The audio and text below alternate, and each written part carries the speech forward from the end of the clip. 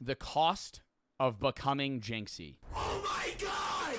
This was the exact moment Jinxie became the most subscribed streamer on Twitch. Now listen, if you don't know who he is, Bro, you gotta look at this real quick. This doesn't even look real. This looks f***ing edited. I mean, like, talk about Elon Musk versus average American. 1 million subs, 73,000. And that's still insane. 73,000 subs is huge. Queso's like one of the biggest streamers, one of the biggest YouTubers in the world as well right now. 1 million subs. I know it's from the subathon, but god damn, dude. What does Jinxie have right now? Like 50K? you better find out why he's so popular, man. It seemed like Jinxie came out of nowhere. Like he snapped his fingers and all of a sudden, he was the new king of Twitch. For most people, this is a dream come true. To wake up, play video games. No, I think the dream come true is to be like a top 500, top 1,000 streamer, but like you're in your niche community. Honestly, bro, I think what I would say the ideal is well, I mean, I really love my job and I love my audience, but I'm not saying the ideal because I feel like that's self-glaze. I'm going to go the ideal Summit 1G. Bro hops on the game. His chat has been watching. His chat's like 35.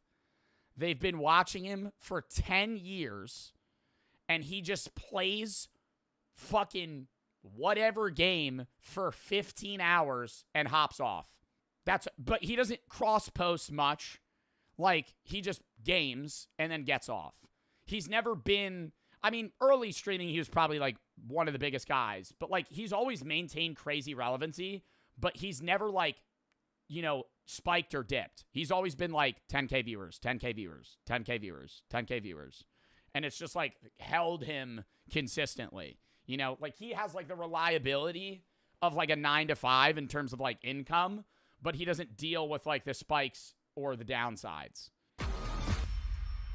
I do social media. Right? But I would never want to be on the top. Being on... yeah, literally.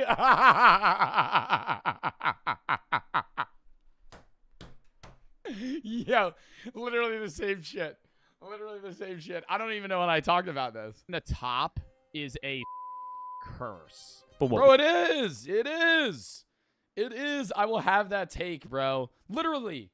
If you look at the fucking top Twitch streamers, bro, they get the most hate.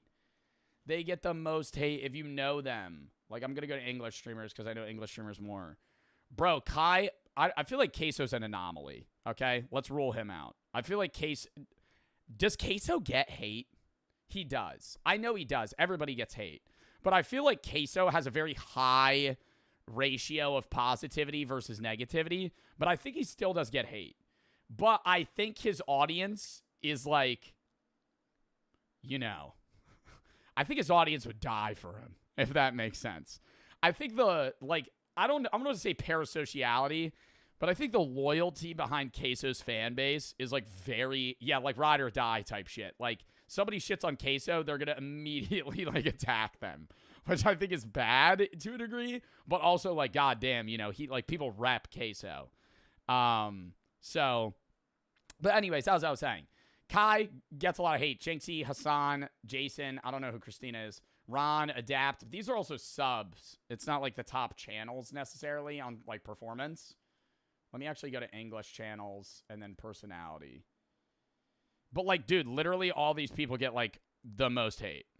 And, you know, for varying reasons. But I feel like when you're at the top, it's like you make yourself a target in that sense. What we don't see in this moment is what it took to get here. Because success like this doesn't come free.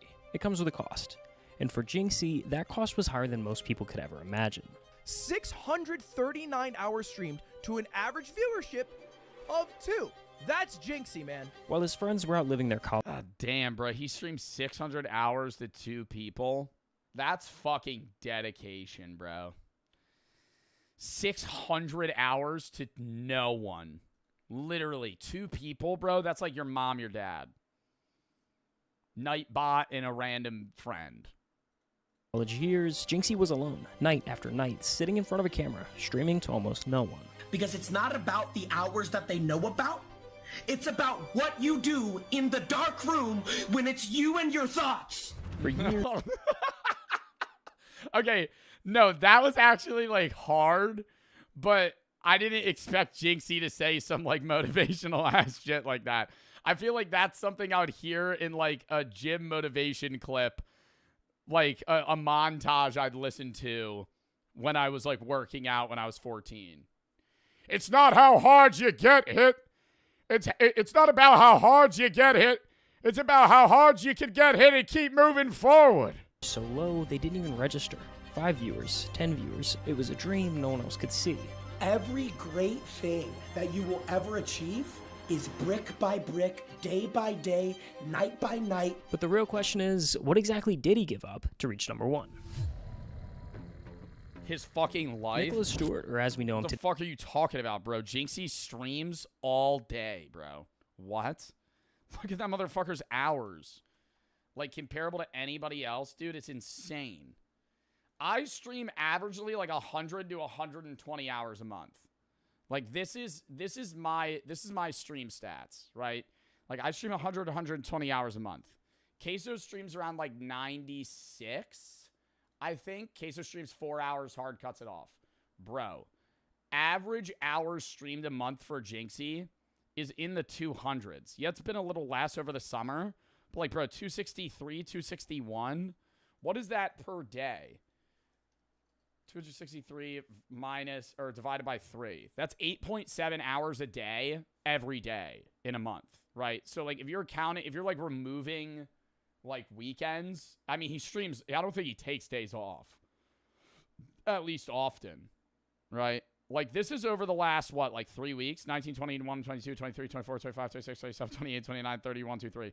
That's 1, 2, 3, 4, 5. So over the last 15 days, he hasn't taken a day off. Which, like, yeah, it's streaming, but, like, oh, he's actually been streaming a little less recently. I think that's good for him, bro. That's, like, a mental health thing, bro. I think streaming over, I will have the take that streaming over, I think Ron says the same thing at times, but I think Ron also streams a lot. Streaming over, like, 5 hours a day, every day, is unneeded. Like, unless you're first and foremost a streamer, there's no point in streaming, like, 12-hour days. Like, it makes sense for people like XQC or like Train or guys that kind of like live on Twitch. But if you are basically like spreading your wings across all social media platforms, streaming like 9 to 15-hour days is just insane. Like, why? he wasn't chasing streamer awards. His first love was actually soccer. He played competitively for a local team called Everton FC in Florida. Yeah, so did I. I played for the Purple Fighters. And for a while, that was his entire world outside of school. As the mid-2010s rolled around, soccer wasn't his only obsession anymore. Like countless teenagers, he was sinking deeper into the world of video games. It started with the mobile game Clash Royale. Nick grinded his way up the ranks, even competing at the semi-pro level under the name... Oh my god, Nick. Jinxie's name is Nick. I always... Yo... Isn't it so weird when you hear the real name of somebody with like a show name? Nicholas. Do you think he hates being called that? Should I just text him Nicholas? What's up, Nick? He'd be like, bro, what? What's your real name? Oh, I don't know. Joe Bartolozzi. What's my real name? Oh, it's actually John. No. But that's like the screen name for certain streamers gets just so ingrained. It's like, I know his real legal name isn't Jinxie, but I'm like, I never think of anything but like, oh, this guy's Jinxie. It's Nova Nick. By his junior year, the focus had once again shifted. He wanted to stream, so he created a new account, called it I Sweat Games, and for the first time, he hit go live on Twitch. His first username was I Sweat Games. Alright, what's up, guys? Who the fuck? How did he find his first stream? Now that's mad weird. Now that's mad weird. How did he find his first stream? That doesn't even exist anymore. What do you mean? Bro, this is from like 8 years ago. Yeah, where was this VOD? Like he saved this and posted it or something. Ago. And the timing of this move was perfect, because 2018 was the year live streaming exploded into the mainstream. Fortnite was everywhere, pulling in millions of players and casual viewers. Streamers like Ninja, Tfue, and Daequan were becoming household names. Nah, best year to get into streaming was 2020. 2020 to 2021, bro. That was like COVID. Nobody had anything to do, and I think small streamers had their peak then. Like most people that streamed during 2020, if you look at their Twitch tracker, they had the most viewers they ever had in 2020 to 2021. Because that was when, like, everybody was just watching, like, anyone. Now, I think it's been, like, really split to where, like, the highest streamers get the most viewers because people don't want to just, like, stream bounce a lot. But you had nothing else to do for, like, 10 hours a day. So, Ninja's you'd watch 20 viewer streamers. collabs with Drake, Travis Scott, and Juju Smith-Schuster made headlines outside of the gaming world, putting Twitch in front of audiences who had never watched a live stream. When did Ninja do the floss on New Year's Eve? I didn't see that live. I only saw clips of it, and I'm kind of upset about it. Because I don't watch the ball drop. And that sudden surge of attention created space for new creators to break through. Now, I Sweat Games was short-lived. Nick dropped that username and started fresh as Jinxie, but starting then gave him a chance to grow with the platform. He just had to follow the usual playbook. Do you go to school? I graduated high school last year, bro. I'm pursuing a career and becoming a full-time Twitch streamer and YouTuber. To become See, bro, I feel so split on when people say that. Because, like, most people would probably be like, bro, you're corny, you know?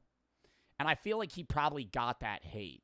You know what I'm saying? Like if he had just graduated high school and he was streaming to no people and they'd be like, what do you do? Like you're like 18, bro. You just got out of college or not college, high school. Like, are you going to go to college? Are you going to try to go to no, I'm going to be a Twitch streamer. Most people would be like, bro, figure it out. You know, I even got that shit at times, but I'm like, I think that's good to be that pursuant of your dreams, but I feel like Jinxie is also, I don't want to say don't do that because obviously it worked for him and I think it could work for anybody, but I think you should always have a backup. You know what I mean? Like my take, whenever I hear somebody that's like, yeah, dude, just quit my job. I'm going to start up stream, making my account today. Huh? Yeah, I don't know how I'm going to pay rent next month. Maybe I'll fucking spark up some viewers. Huh? Quitting your job you've never even streamed before? Like, that's crazy. I think, like, you kind of want to, like, slowly pick up one, drop the other, and then transition to social media. I think he's also in a different position where he had, like, a year to try this out. But, you know, I always get worried for people because I don't want them to, like, not make it and then be in a slump. But then it's also, like, you know, I think putting all your eggs in one basket can go really good or really bad. A top 1% streamer on Twitch, you really had to chase the biggest titles. And at that time, that game was Fortnite. It's called Fortnite. It's free. A new season rolled out. You had to be the first to show the viewers what was new. Be the first to find the bugs, the Easter eggs, to play the games in ways no one else was. And that's how you'd stand out. Yo, we need that, my man. Hold on, chat. We need that. But first, a quick word from our sponsor. I'm going to have the take that I think being a personality on Twitch was easier in like 2018 than it is now. I think the competitive space now is a lot harder. There's more viewers to go around, which is an understandable counterpoint. But I think a lot of big streamers then played one game. It was rare. I think most streamers now are variety streamers. Most big streamers. They do a lot of shit. They play games. They do regular content. They plan things. It's like, even somebody like Queso, who just plays video games most of the time, is playing so many different games.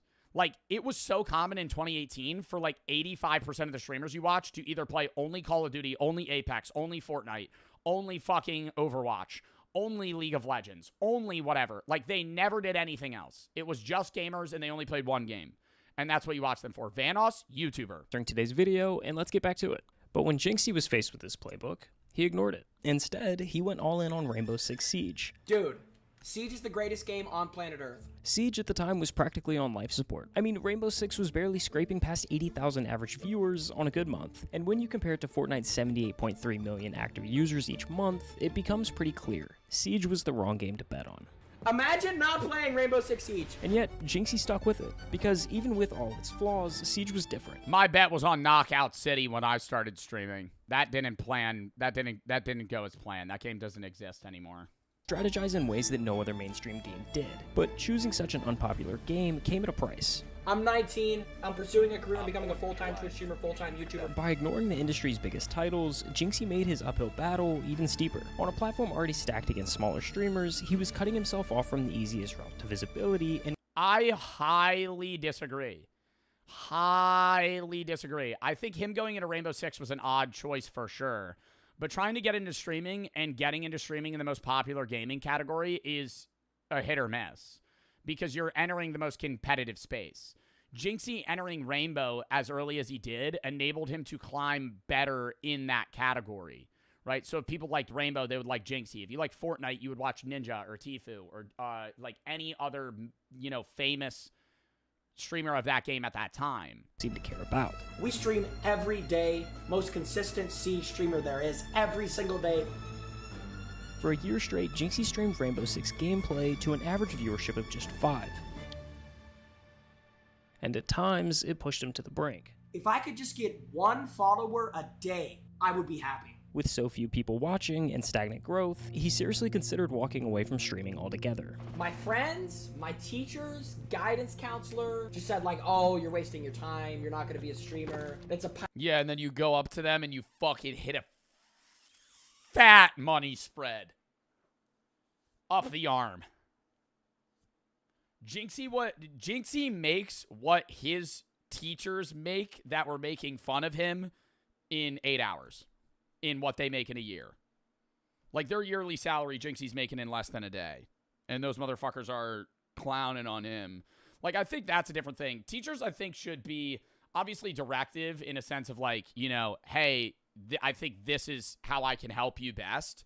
But I think, like, punching down people's dreams as a teacher is, like, the wackest thing you could do.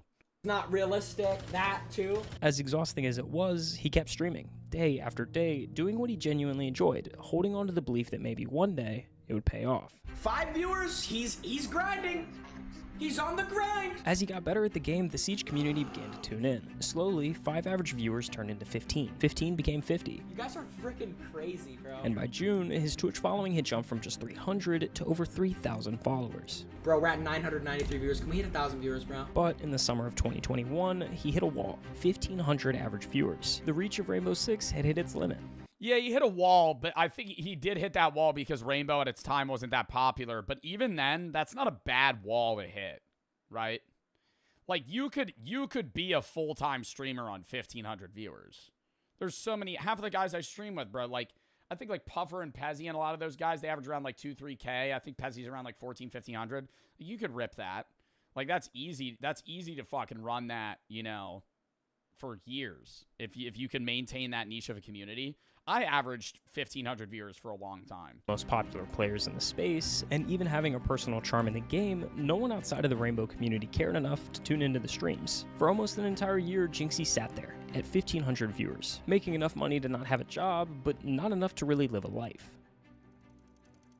Trying the sketchiest gas station pill ever. This will be exciting. I think we finally found the sketchiest pill that has ever been made in the history of the universe and forever times. I don't know, dude. Yeah. The reflective glare on the box, the random wolf, and it's all in Mandarin. Or is that Japanese? None of it's in English. It's a rhino pill. Yo, you don't even know if that's a rhino pill.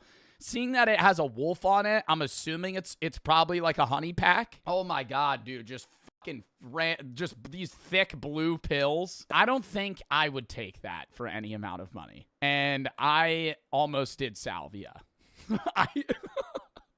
I've done stuff. I don't think I would do the gas station.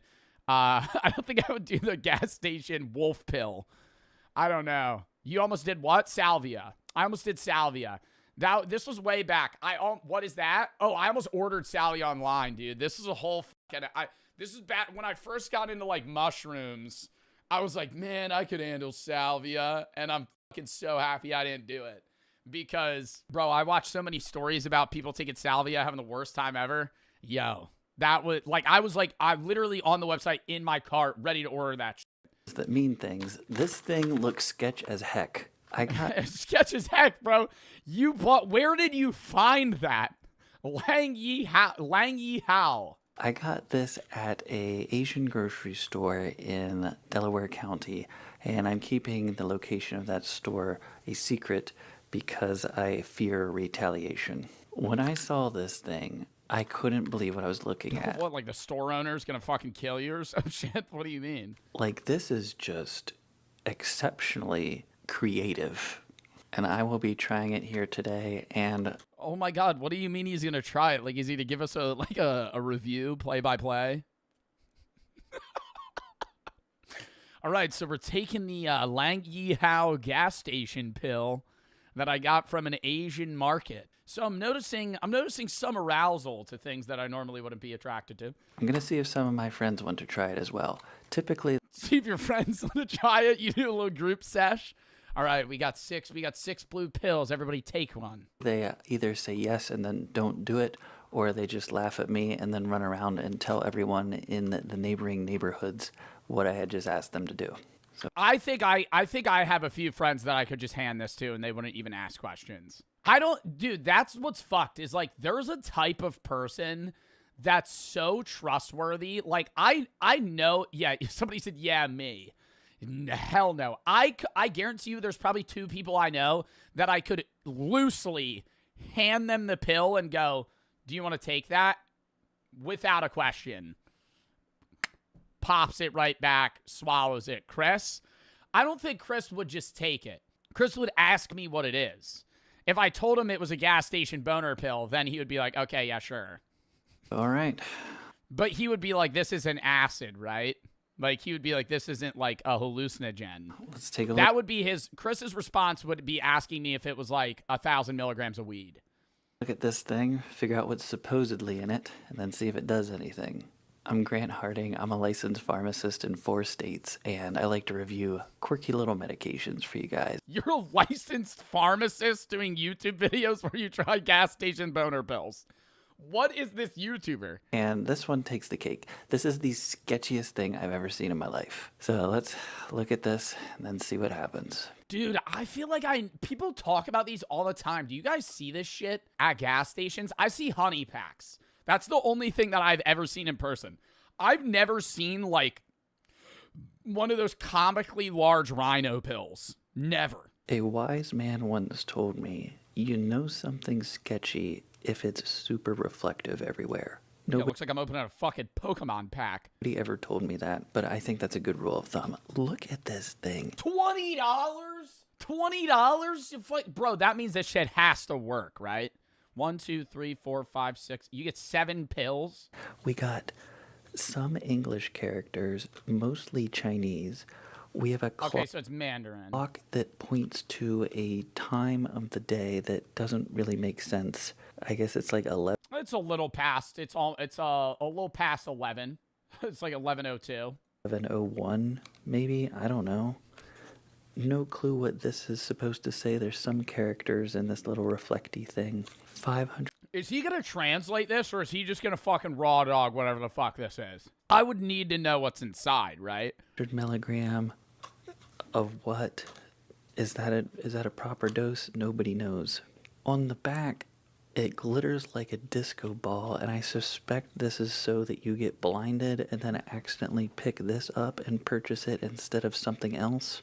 Like they had it sitting right next to the apples, and it's so blinding. It was just right next to the produce. You're shopping at the Asian food market. You're like, yeah, just get some apples, some pears. Oh, the gas station boner pill. Just kidding. These were not sitting next to the apples. They had a whole display case with these things in it. And this is the sketchiest one I saw. Display case. You should just do a bunch of them at once. If we try to translate it, it's... Oh, thickening, enlargement, and delayed type? Oh, fuck. It doesn't really do it right. Miraculous effects? Sick. So we got Wolf 1, okay. The Singapore race course is equipped with security cards. If I use... I think this shit would give you a heart attack. I feel like if you took this, you're gonna die. Like, I don't know. And how do they legally sell this? I understand this might be like a food market or like some sort of like stall that's open that's not like necessarily a specific place of business, but who are you buying this from that's like allowed to sell this to you for $20? Counterfeit ones, I will Without signing something. bear the consequences. Heavens to Betsy. I love it. Excellent. Thickening, enlargement, and delayed type. Okay. Oh my gosh. Take a look at this at the bottom. Miraculous effects. Okay. And is that a picture of the wolf taking the pill? Oh gosh. It's got this cool little indentation here, like a diamond on the wolf's tongue. That's pretty cool. On the back, It's just a laxative. That would be really funny. That'd be like a funny troll, though. You're like, hey, you want to take this? You want to take this wolf pill? You're like, hell yeah. You just start shitting your pants in public. nobody knows what this says. Like it. The wolf is coming. Yo, no, you actually have to. You have to have the pea brain to take this, dude. New version of Wolf #1, the anti-counterfeiting card inside, used at your own risk. It just really doesn't translate. Oh, there we got a little bit. All right, new version of Wolf #1, the anti-counter. Okay, we get it. It's anti-counterfeiting. See, all this stuff gets all 1 hour before sex. jumbled in this matrix of like weird colors and designs. What it Break into pieces, or you're not even supposed to take a full one. says at the top here is this product embodying the most advanced Can invigorate yang. It's gonna bring out the dark side. Yo, what the fuck? Horsetail. technology is a new generation of fast-acting, blood-boosting medicine extracted from various raw materials. All right, I would take this for the shits and giggles. Yo, I feel like this would make you vomit, though. Like, this can't be safe. Including deer whip, bull whip, ginseng, horsetail. And this can invigorate yang. Okay. Can invigorate yang. What the fuck does that mean? What the fuck does that mean? Like yin and yang? My God. Yeah, can invigorate yang. Yang is your aggressive growth size. Masculine, active, assertive, warm, heaven moment. Bro. Oh no, yin is dark. Yang is light. But it brings out the masculine side. There's gonna be some weird shit in it outside of the horsetail, bro. Unsure of the It'd be like bull semen. dose here. It says 1,500 milligram times 8 tablets. But here it says 500 milligram. So that would be 4 grams then, not 1,500 milligram. Yeah, this is So the dosing's wrong. Might as well just take the whole pack. legit just a sketchy mess. Oh, sick.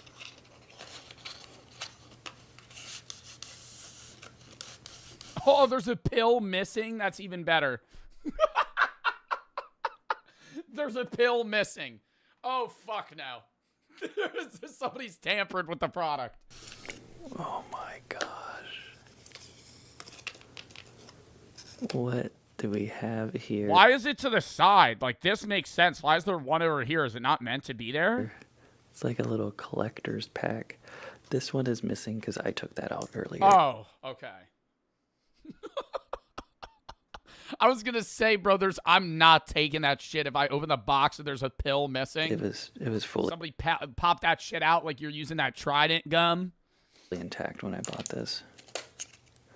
Here you see the little wolf decal on the back. Looks really nice and professional, actually.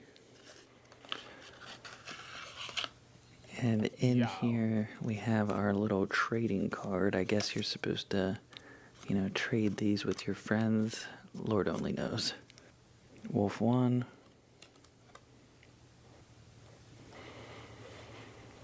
So basically this card is just giving you ways to verify. In 2003, they've been making these since 2003 for 22 years. This is a legit product with like the designs, the insignia on here. I think this is just them trying to pretend like it's something special and people maybe buy this. I don't know.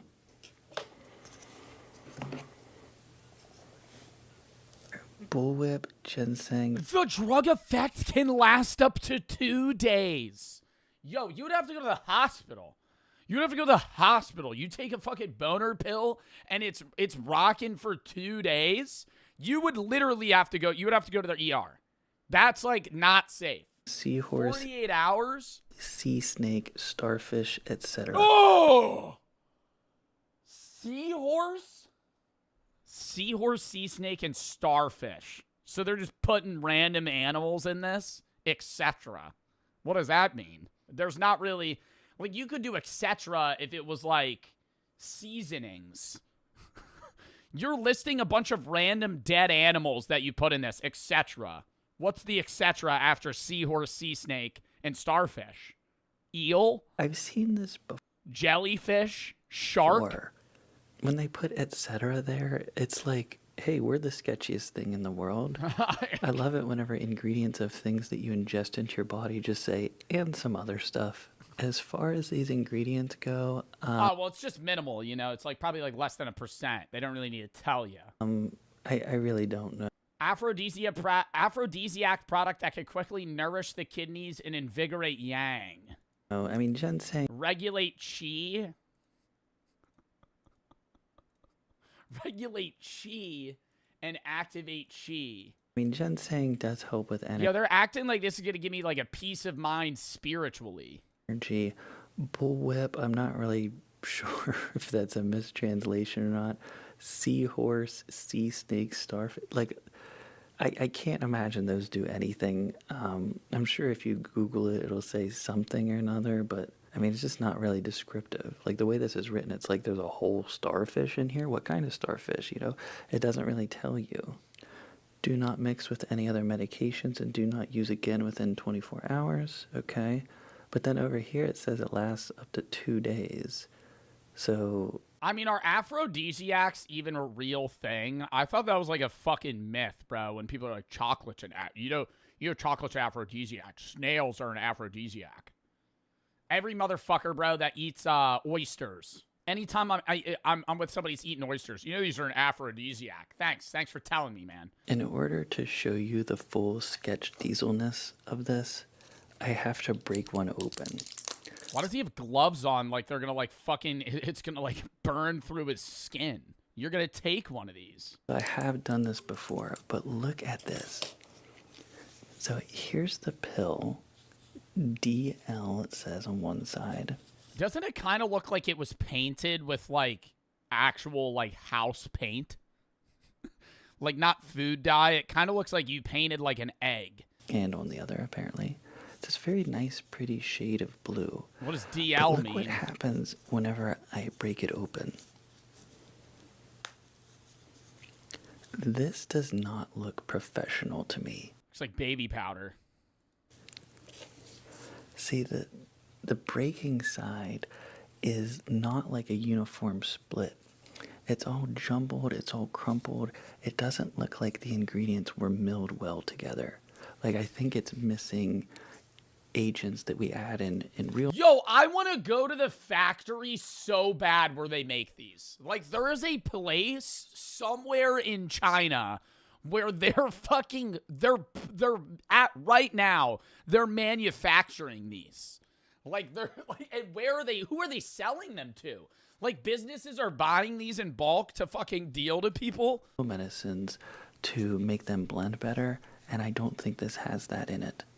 Additionally, if you look on the side here, like where the blue paint meets the white chemical structure, or supposed... Yeah, it looks like lead paint.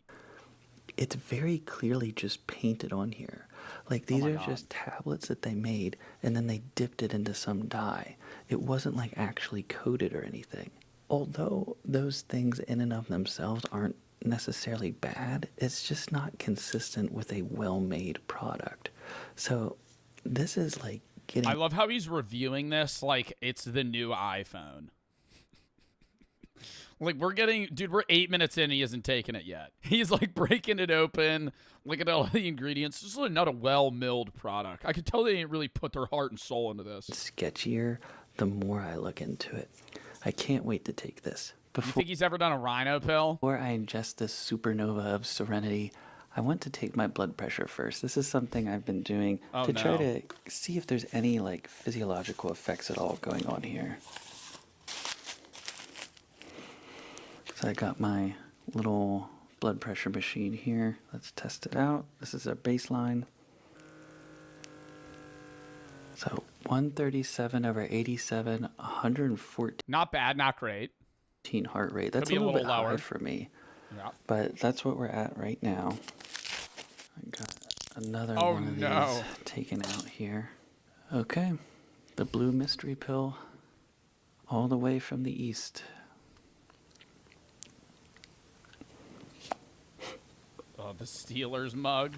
I thought he was going to chew it. He just dies. Just on the spot he takes, he's like, ooh, that didn't feel good. It just turns green. Have I made a grave mistake? This is so weird. Okay, well, the good news is... Bro, I would be like nervous, man. This would, I feel like after taking this would feel like the fear I had like the first time I've like tripped. Like you're just like, oh fuck, what's gonna happen? We finally got it ingested. The bad news is I have to go meet my friends now. What? He had to go out to, bro, you're going to a bar after you just took a rhino pill? The equivalent of, you just took a wolf pill, you're gonna leave your house? Nah, that's insane. Has ever chug a bottle of NyQuil? Oh my god, is he doing stand-up?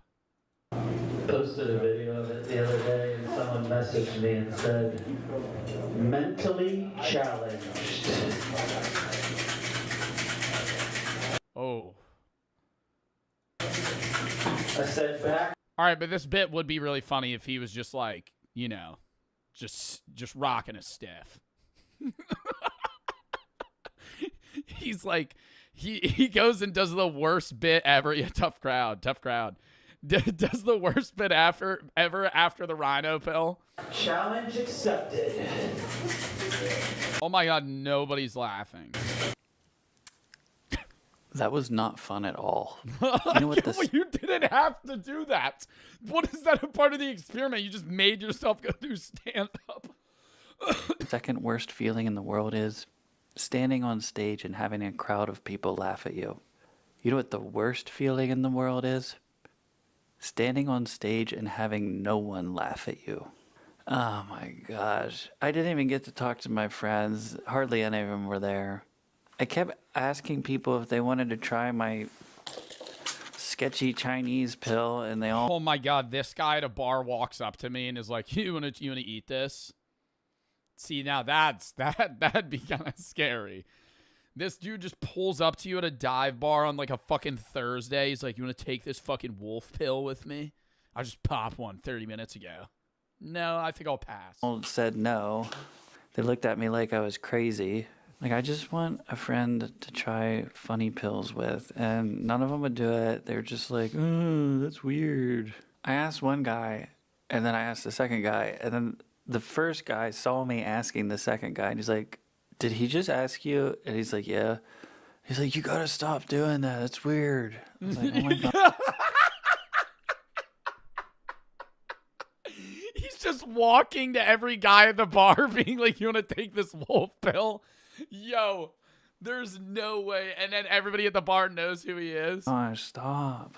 Like, a guy can't have hobbies? Like, what the heck? Then I got on stage and it just wasn't funny at all. And the pill didn't do anything. I don't even care enough to take my blood pressure. I mean, I will here It didn't do anything? just for scientific purposes, but it did absolutely nothing. I'm just really grumpy and upset because I just wasted a whole evening. Wasted a whole day, really. Give it another 45 minutes. It's gonna invigorate your yang soon. expecting so much out of this pill. I wasn't Gonna activate your chi. even hungry. I couldn't even eat good food when I was there. Like, literally nothing interesting happened at all. Stupid pill. Getting everybody's hopes up. 130 over 79, 106 heart It dropped his blood pressure. rate. Yeah, it was a dud. It was a scam. I got scammed out of $20, man. Oh my gosh. Like, what's wrong with the world, dude? Like, a guy can't even have fun anymore. Well, hopefully the next one's more. Why is he so bummed out?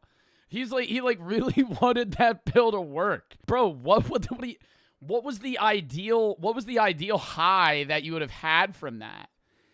You wouldn't even have felt anything. It would have just made you hard. Like, what? More fun. This one, major thumbs down. Major thumbs down. What else is this guy taking?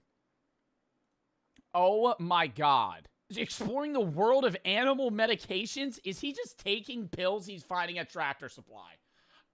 This is insane. Best antidepressant according to a licensed pharmacist. I mean, that's like an informative video. The Chinese pain pill. Oh, I've clicked on this one. Pharmacist tries 2 honey packs. This was the result. I feel like I remember seeing this. Takes gas station pills, freaks out, then calls the courthouse. Yo. What the No. heck That's not the whole pill, right? is this? My goodness, I've never seen something more comical before in my life. I don't even know what this is supposed to be used for, but lots of people have been recommending it to me. I'm Grant Harding. I'm a licensed pharmacist in 3 states, and I'm a drug pricing expert. Ooh, I just added the 4th. And I wanted to review different medications I find so that you guys can make better, more informed decisions. Rhino. Twin pack. Extreme. 999,000. Now, why Rhino? I immediately think of Rhino. No headache. I'd hope not. I feel like I would be getting a brain aneurysm if I ever had one of these. If you take this, your head starts pounding. Virus, but that would be like unethical to sell rhinovirus. Twin. What is the point of that? What is this even telling me? Am I going to have twins now? Is that what this is for? No, it's a twin pack. It's a twin pack. There's 2. Rhino. It's not one rhino pill. 69. Super long lasting. Good choice of the word super. It doesn't sound like a 12-year-old wrote that or anything. Extreme 999K. No one knows what that means. This is like the dumbest packaging I have ever seen in my life. 6'9", okay. 100% genuine product. HQ. What does this even mean? No headache. Gee, thanks. Glad to hear that. It's got 2 very unofficial looking seals. Is that the pill that you're taking, or is it in that capsule? I'm fast forwarding. And this is the weirdest part. I don't even know if you can read this. 1 capsule up to 9 days. What chemical lasts 9 days? That is such an arbitrary unit of time. I have no idea what this is. I don't even know why people wanted me to review it. Meth. It's just a tablet of meth. I'm not impressed, and I hate this packaging. Joe really wants to see a boner? No, I want to see. I've never seen a guy take a rhino pill. Like, it literally has this image of a rhino, and then has the same one right here. Like, this, again, did a 12-year-old design this? Like, I have no idea what's going on. Oh, there's a lot of words on the back. Let's flip around to the back. Again, 1 capsule up to 9 days. Wow, I need to read these. Hold up. Maximize the time of intercourse. Free the premature ejaculation. Better ejaculation control. No limits. Maximate volume of ejaculate. Amazing increase in thickness. This is disgusting. How are they coming to that? This is the I've ever seen in my life. Doctor designed. Doubt it. Right now. Not something I want to be doing. All right. Maximize the time up. This is supposed to be. Diet enhancement. Like, it's all just. Right, let's break one of them out. See what the fuss is about. Goji extract, Dang Sen extract, Attractiolites, cinnamon, Kasuda, Dangui, licorice. And whatever you want to hear, you will What the fuck is that? find that Dangui is good for insert X, insert Y. These weird supplements that don't have a lot of data around them, it's just hearsay. It's just, what's the word I'm looking for? It's just anecdotal. That's the word I was looking for. So I see that there's a lot of words here printed, but I don't see anything at all. Yo, that shit doesn't expire for fucking 4 years. You know what I mean? There's a lot of words on the company, and they got into some trouble from the FDA. FDA warns consumers to avoid rhino pill enhancement products found at retailers because of undeclared and potentially dangerous drug ingredients. Now, I'm going to have the take that I don't think the Food and Drug Administration needs to put out a warning that you shouldn't take rhino pills. Like, the packaging looks like it's a product from Five Below. Does it not? That looks like you would get that at a Spencer's Wall for $3.99. Got its own little door flaps. I kind of like that. That's kind of cute, honestly. Okay, so let's quit screwing around here and get to the... Are these suppositories? Wait, does it say? Oh my God, you have to shove it up your ass? Stop. Say? I mean, it technically doesn't say how you're supposed to take this, so they could be for all I know. I guess you got to do one both ways. Oh, okay. It's its own little case. I see. It's like a cigar case, kind of, for a pill. Seems a bit excessive, but You're supposed to swallow that pill? That pill's huge. I'm here for it. Very, very extra. I like that, actually. That's kind of cool. It's like a little carrying case. Like, you just carry this around. What else could I put in here? Does anyone have any ideas? What else? I might save this case and use it for something. Cocaine. I don't know what yet. So this is a unmarked purple pill. Not exactly the most exciting thing, but I liked that case. That case was exciting. So let's open this bad boy up and see what's Open one, take the other. actually inside. It's like a green... He cracks it open. He cracks it open like a green liquid spills out and it burns through the paper plate. There we go. Okay. Oh, Ooh, no. okay. Same Ooh, wait. Why does that look like pellets? Oh, all right. We got some powder. Oh, that sounded like plastic. That pill case is would that dissolve in your stomach acid? Wow, very nice. Yo, you're supposed to swallow that? So you can see all the powder in here. A little bit off-white, a little bit brownish. Let's see if I can smell it. Oh my gosh. Oh, I forgot to mention there's cinnamon bark in here. Here, you can read. Smells like cinnamon? I saw that on here somewhere. Yo, surprisingly, that would make me feel better about it. It smells If it didn't smell like chemicals, I would feel like, oh, this is probably safe. like cinnamon. This absolutely smells like cinnamon. Let's make some cinnamon cookies with this. How about that? Oh my gosh, I can't believe this. Wow. Given the fact that I couldn't really find a whole lot of information on all this stuff that's in here, and the fact that they got in trouble by the FDA, first of all, I'm not taking this. Oh, come on! Oh, you fucking kidding me? Second of all, doesn't mean I can't ask someone else to. Yo, this guy's a psycho. Well, it's a couple days later, and It's a couple days later. Par hopped last night, was asking a bunch of people to take the rhino pill. none of my friends came through. The first one I asked immediately questioned the safety, and I told him we would just find out together. Want to try some of these on camera with me? Is that a honey pack and a rhino pill? I'll have my ass off. I don't know. I'm scared, but kinda. What if I told you you'd be under the supervision of a licensed pharmacist in 3 states? I'm going to go out on a limb here and say, I don't know if this guy's actually a licensed pharmacist. He didn't seem impressed by that answer. A second one told me they would take it, but whenever I brought it to them in real life, they told me, Ooh, what's the hornet pill? Feel the sting? and I quote, "I'm already on the real stuff, and I don't want that to mess with me." Later, at a comedy bar I have my bi-monthly residency at, I asked one of the patrons if they would try it and let me film them, And they laughed for 45 minutes straight and then walked around to the entire bar and told every single person that I had just asked them to take a rhino pill and let me film it. I followed up with them the next day. They said they were still considering it. So here we go. Oh my God, he's gonna take it? For science. Mystery pill out of its little container. Can't believe I'm doing this.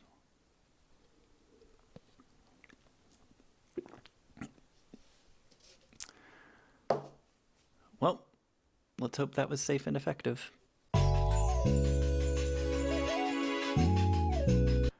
No, I'm just kidding. It's been about an hour, and I don't feel anything yet. So I guess we'll check back in a little bit here. It's been probably about 4 hours now, and I went to the gym, and I didn't feel any different in the gym at all. I came home, I was super tired, and I took a really long nap, like a 1 hour long nap, and now I'm just reading a book, and it was... Reading a book. You're reading the Bible after you took a rhino pill. Like this whole experience was just a bunch of nothingness. It does absolutely nothing. This is a scam. This is junk. Bros, and they're charging, dude, they're charging like $20 for that shit?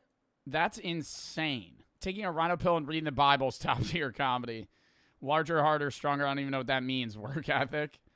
I love how he constantly talks like mom could barge into his room at any time. He's always whispering.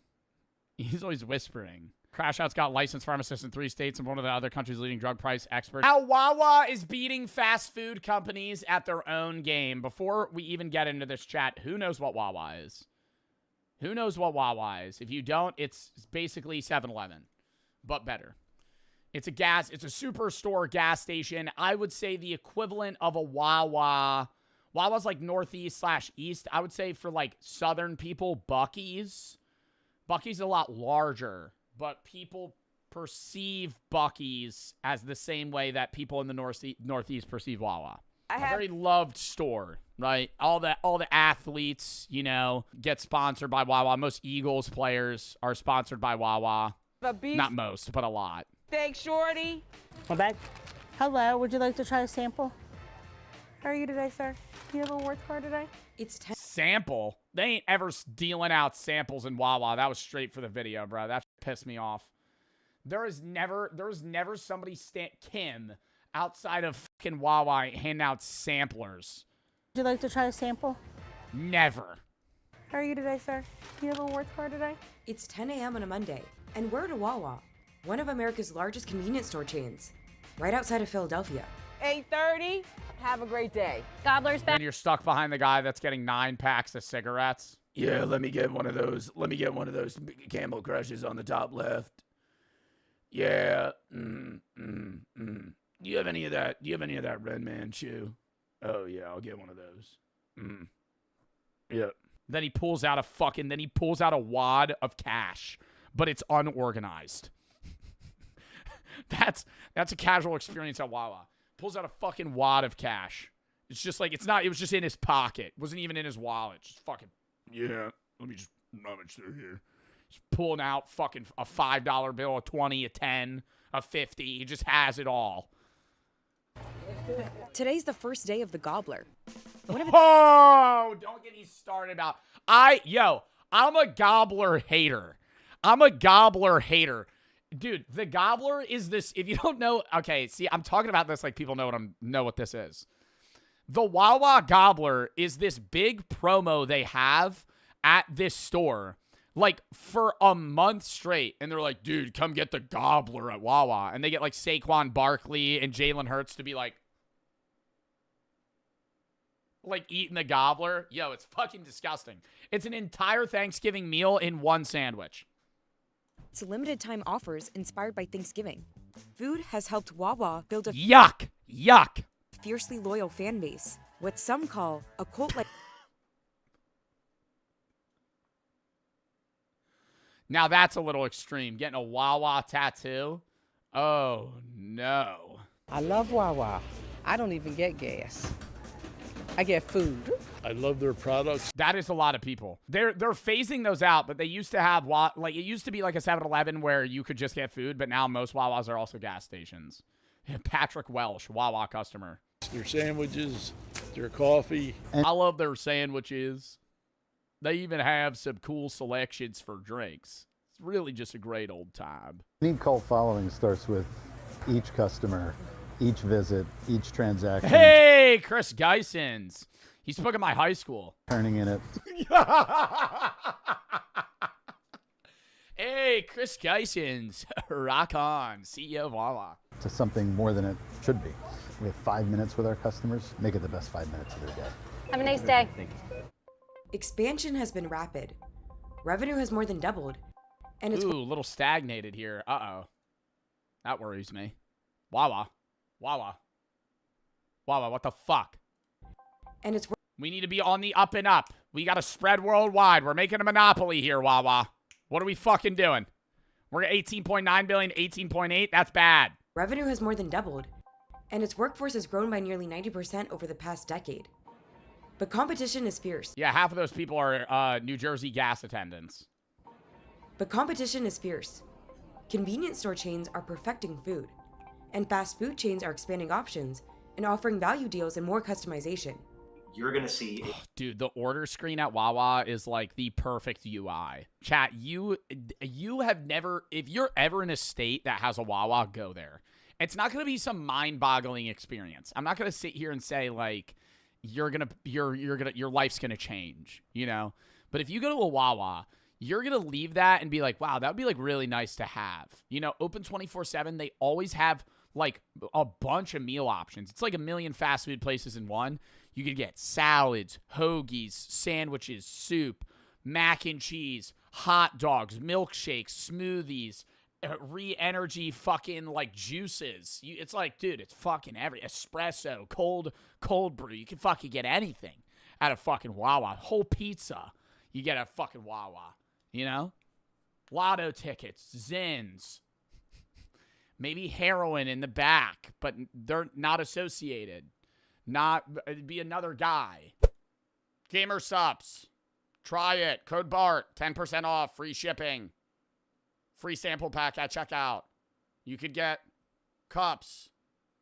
Powdered tubs. Or cans. Link in description. Bye. Continued expansion of high-quality food service in the convenience industry.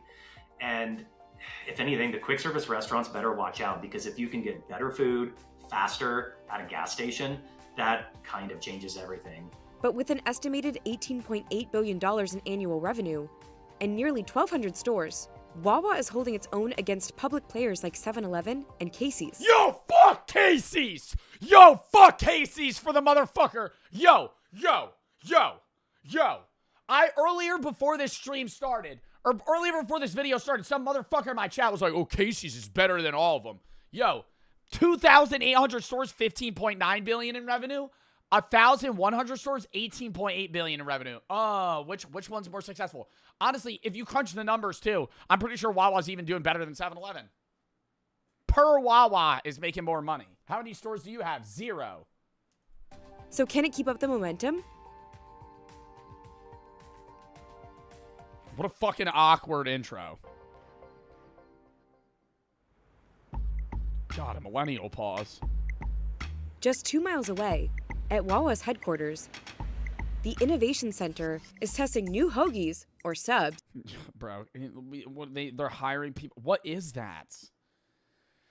See, no, that's something I'm going to complain about, is I love their options, but they also have a lot of fucking weird shit that no one orders.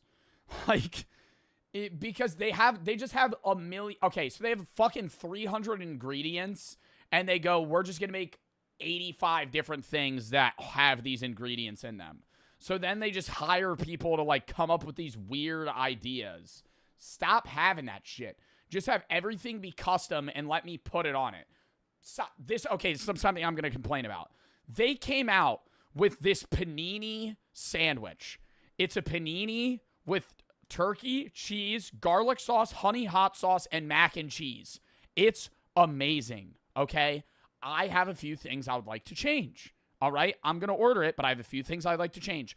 When I go to custom panini, I'm not allowed to add the mac and cheese on the custom panini. And that pisses me off. That fucking grinds my gears, okay? See, so now, hey, Chris Geisens, if you're watching this fucking video, hey, pal, maybe change that. Maybe make it so I can put mac and cheese on my fucking panini without having to order the fucking specialty sandwich that they fucking want me to order. Sauces, coffees, and smoothies. So this is... Yeah, I got 98 fucking flavors of smoothies, dude. Back around the They got samples. dragon fruit. Some shit you've never even heard of. You've heard of dragon fruit. They have other weird shit. We send back out several concepts to our Wingmates panel. Aside from the dozens of fresh... Oh my God, right there, dude. That's like heaven. Yo, you click one, it expands to like 9 different options, and you can just be tapping that shit. You're like, just searching that shit. It's amazing. Aside from the dozens of fresh food and beverage options available to customers in store, Wawa offers 15 limited time items every year. The Gobbler, around Thanksgiving... Nobody fucking eats the Gobbler, bro. I need to see the numbers on this shit. I don't know anybody that's ordered the Gobbler. Everybody in New Jersey goes to fucking Wawa. I don't know a single person that eats the Gobbler. I do? Okay, Zod does, bruh. Zod eats the Gobbler. You've craved that. You've been like, damn, the Gobbler's back. A sandwich with mashed potatoes, turkey, gravy, and cranberry sauce. Oh, it's dripping too. Year. The Gobbler, around Thanksgiving, Yuck. is its most popular. Coffee is a big deal. There are... What's another fucking specialty sandwich that Wawa has seasonally that's popular? They have Hoagie Fest. And Hoagie Fest is like the fucking... Dude, when I see Hoagie Fest, all of the sandwiches, I'm pretty sure, are the same fucking price. So if you get a 6-inch or a 12-inch, they're the same price. So when I see a motherfucker on Hoagie Fest, or it's like $4 and $5. No, it's like, if you get a 6-inch hoagie, say it's like $4. Regularly, the 12-inch would be like $8 or like $10. But a Hoagie Fest is like $4 and $5. Just get the fucking bigger one. But I see people get the 6-inch hoagie. What are you fucking doing? You're just wasting money. Already 9 variations at its stores. We used to have... Some people are health conscious. It's a 12-inch hoagie, brother. Cut that bitch in half. Oh, Chris Geisens, lock in.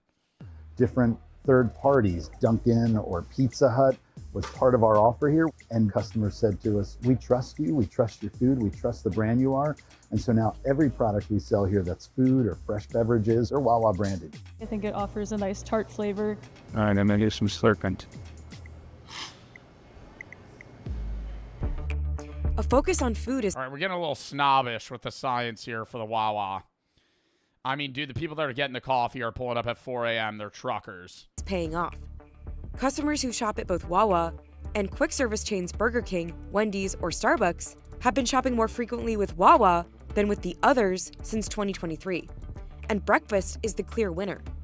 Morning meal traffic increased by 5% at food-forward convenience stores like Wawa, while QSRs only increased by 1% in August 2025. The big thing Wawa figured out is if you look at all of the negatives that were historically associated with the gas station industry, the bathrooms, maybe the last resort food, Wawa flipped all of that and decided to turn those into positives. Wawa's customers... They don't let crackheads in the bathroom. I mean, like, what the fuck are we... Dude, like, that's what... They're trying to flip those into positives. So, you know, the things that normally are not perceived, that's what they do, bro. The bathrooms are clean because they have locks on them. At ones of high traffic areas, like, dude, they just don't let, like, why would you? I'm not saying, bro, I'm not gonna have a take here. I'm saying the bathrooms are cleaner because they have janitors that take care of them and they don't let, like, homeless people roam the stores. Customer base is also increasing. While at competitors 7-Eleven, Circle K, and Sheetz, it's shrinking. People know each other by name. People create this warm environment. That, I think, is somehow the secret sauce. Chris Geisens, king of parasociality. Chris Geisens, making you fall in love with the guy, with Roger, that makes your hoagie at 3 p.m. What creates if there is a cult-like following. Up, next person. Come on. And it starts with its employees. Ooh, Dan's gonna be whipping up my mac and cheese at 3 a.m. They own nearly 40% of the company. When you're an owner, you're just vested a little bit more. There's a higher level of commitment. Our most loyal customers, they're here 3, 4, 5, 10 times a week. You get to know them by name. You get to know their family. You get Who's to know pulling what's up happening. 10 times a week? Actually, no, never mind. They go every morning, and then they go 3 times for, like, dinner. And that connection, it's not really an expected thing in training. It happens because of culture. I'm gonna have a chat. We're never gonna know. This is gonna be like a Schrodinger's cat. Is there any liquid in that coffee cup?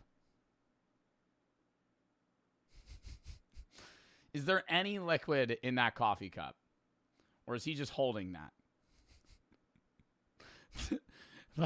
For the video. It's a prop. That's what I'm thinking. I don't know. Let's analyze his hand movement. I feel like It's not really an expected thing in training. It happens because of culture. no, it looks like it's got some weight to it. Tell her I said hi too. I will. Tell her get better soon. Never had that happen. Never had that happen at a Wawa. Maybe it's because I don't open up to them. They always try to talk to me, and I just ignore them. Nation-esque scenario we're in. We're fucked. Whatever, Herbert, a cricket player and the half-brother of George Herbert, and he too was one of the first people to enter the tomb. Long name, too long of a name. You gotta die. Both men would die of pneumonia a few years after the tomb was open, and a year apart from each other, which seems just bit odd. Yeah, this is for noblemen, for people who have like money and stuff at the time, and also that their deaths were almost like a year apart, exactly a year apart. Yeah, this is very suspicious. Sure, the mosquito bite guy, right? Sure, the x-ray doctor that didn't use any safety precautions and he's given x-rays every 7 minutes as practice. Sure. And the other guys?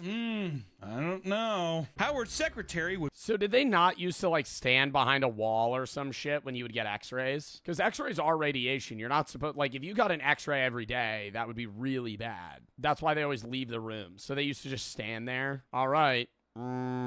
It's weird. I feel like I have a third arm growing out of my butt. Oh, my God! Sorry, I had to make the joke. Howard's secretary would be smothered with a pillow while at a bath club. Edgar Steele, the man in charge of the artifacts from the tomb at the museum, died from stomach illness believed to have been caused by foul play. So now people are just getting murdered. Foul play?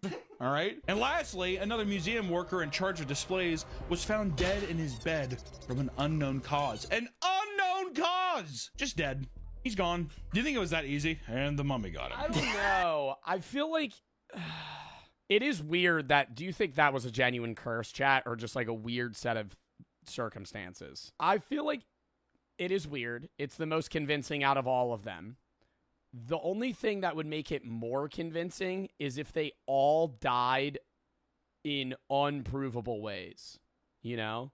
Like, if it wasn't a coincidence and they all genuinely... Like, it was like they all had a heart attack exactly 1 year apart. Like, that'd be freaky. All of these deaths occurred within 12 years of the tomb being opened, and all of them had connections to the tomb, all right? And many have speculated that there's a scientific explanation for the deaths, but others believe it was the curse or even the result of satanic worship, which I don't know about that last part, but I do think that could have been the mummy stuff. Aleister Crowley believed in the occult and described himself as a religious prophet. Though he wasn't at the tomb's unveiling, he was in the same circle as all the men who died. Crowley was known for performing ritual magic, and his diary entries contained multiple references to specific times, methods, and religious symbolism associated with some of the deaths that happened from the people.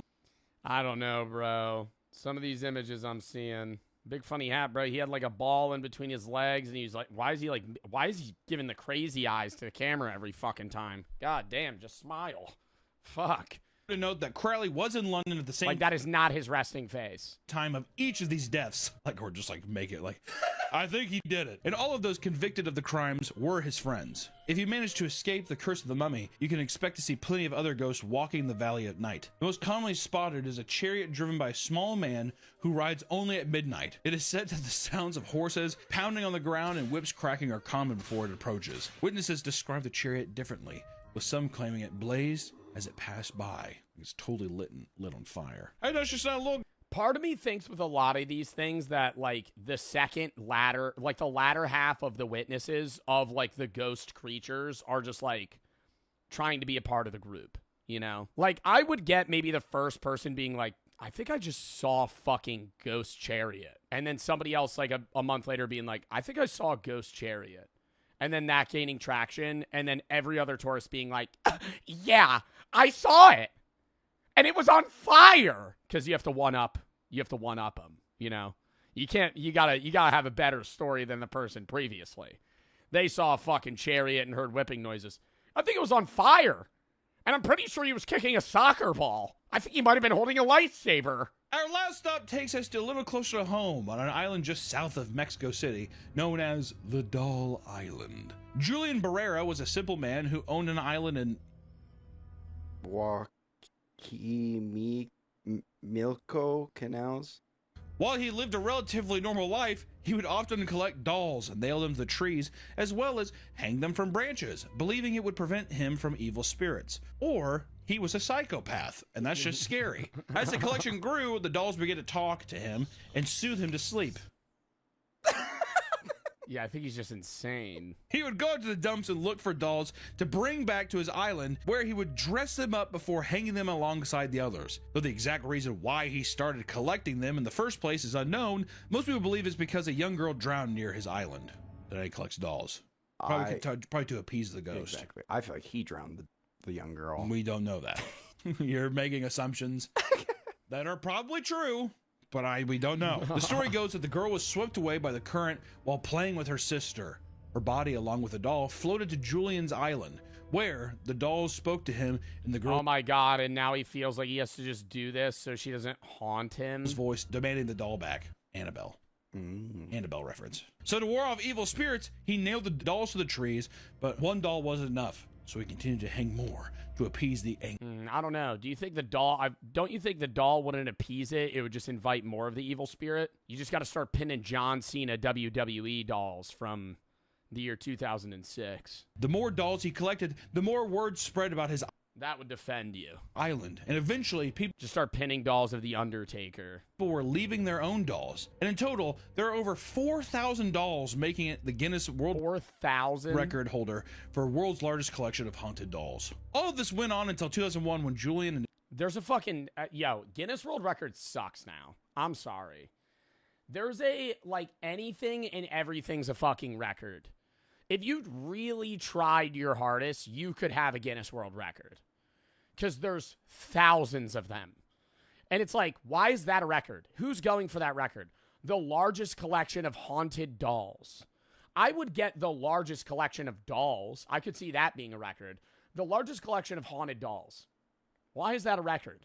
How many instances of mass haunted dolls are there? 5 ever? His nephew were out fishing. While on the boat, Julian exclaimed to his nephew that there were mermaids in the water singing to him. What? Before his nephew could even react, the old man was found dead, face down in the water, allegedly in the same place where the girl had been found. After his death, the island only seemed to get worse as other people began to see and hear some mermaids in the canals around the island. And throughout the island, thousands of dolls are said to move and talk during the night, but there are a few dolls in particular that paranormal investigators are interested in. The first doll ever hung up is inside Julian's former one-bedroom home.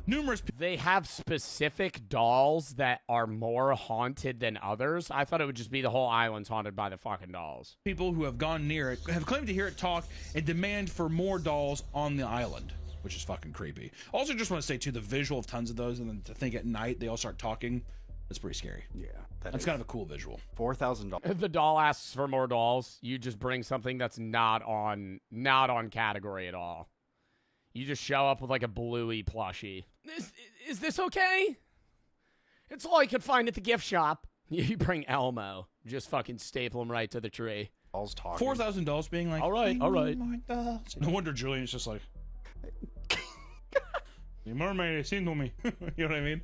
And bring me your doll, I need Beanie Baby. You bring me Beanie Baby, hanging on tree. The second doll, Augusta Tinta, was said to be Julian's favorite and the one that he would talk to the most. It is said that when Julian was alive, the doll would walk around the island at night, protecting him and even curing his illnesses. The fuck kind of Christ-like doll is this thing? Fuck's sakes. But then why did he die in the same... I don't understand this shit. He did all this for nothing because then he ended up drowning in the same way. That's like...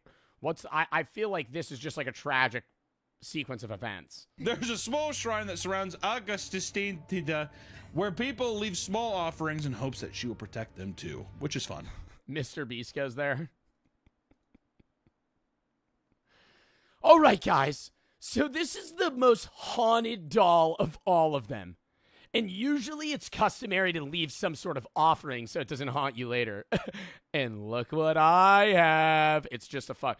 It's the new Reese's Cup. Not Reese's Cup. It's the new Peanut Butter Cup Feastables bar. And Nolan's head. Just casually explained the global military superpowers. While we all know there's nothing we can do to improve our own lives and it's best left to whoever's in the White House, it's also the case that the people at the top of our institutional hierarchies have more than just the clamoring citizens to answer to, as they have real issues on the global stage they have to make worse. Meaning in order to actually understand the larger scale objectives of a nation, we have to zoom out and view every country like we're playing Civilization, and we're in charge of large-scale decision-making for the country's resources and political interests, rather than viewing the world as a citizen from that country. A good example of this is that in economics and politics, everyone says that America is the most powerful country in history, as they have the best technology and are the richest civilization of all time. Then immediately everyone in the comments... But we're the richest civilization by GDP. We're not the richest civilization by individual. I feel like that's such a gross inaccuracy. People always go, the U.S. is the richest country in the world. Yeah, but the majority of that wealth is held by the people that are at the top, right? The average income of somebody in the United States, we're not even like top 10. Like, actually, I gotta look that up. Luxembourg, Switzerland, Iceland, Ireland. Average annual wages in the U.S. 2000 to 2024. 2024 average annual wage is $82,000 in the U.S. That is just not true. Monaco, Bermuda, Liechtenstein, Norway, Switzerland, Luxembourg, U.S., Iceland, Ireland, Isle of Man, Qatar. What's the lowest? Burundi, $260. How do you even live on that? It says, well, I'm American and I'm not rich. And I'm sure that's correct, but observe how zoomed out I am on the map. I can't see you at all, meaning you are a trifling statistic to me.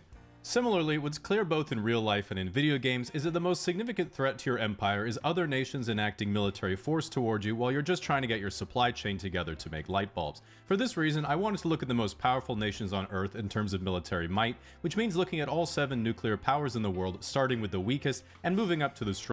Who's Winnie the Pooh? Oh, Xi Jinping. Strongest. To preface, I'm not going to be mentioning any countries in Africa or South America. This is because they don't have any nukes, meaning they don't matter or exist, so we can just delete those. This is how they do it in the Pentagon, by the way. First, we have our honorable mentions, which are countries that have no nuclear weapons but are still extremely formidable. Iran. Iran currently does not possess any nuclear weapons, but recently was enriching uranium to levels above 60% in a facility 90 meters. How do we know if a country doesn't have nuclear weapons? Is that like, are we able to know that?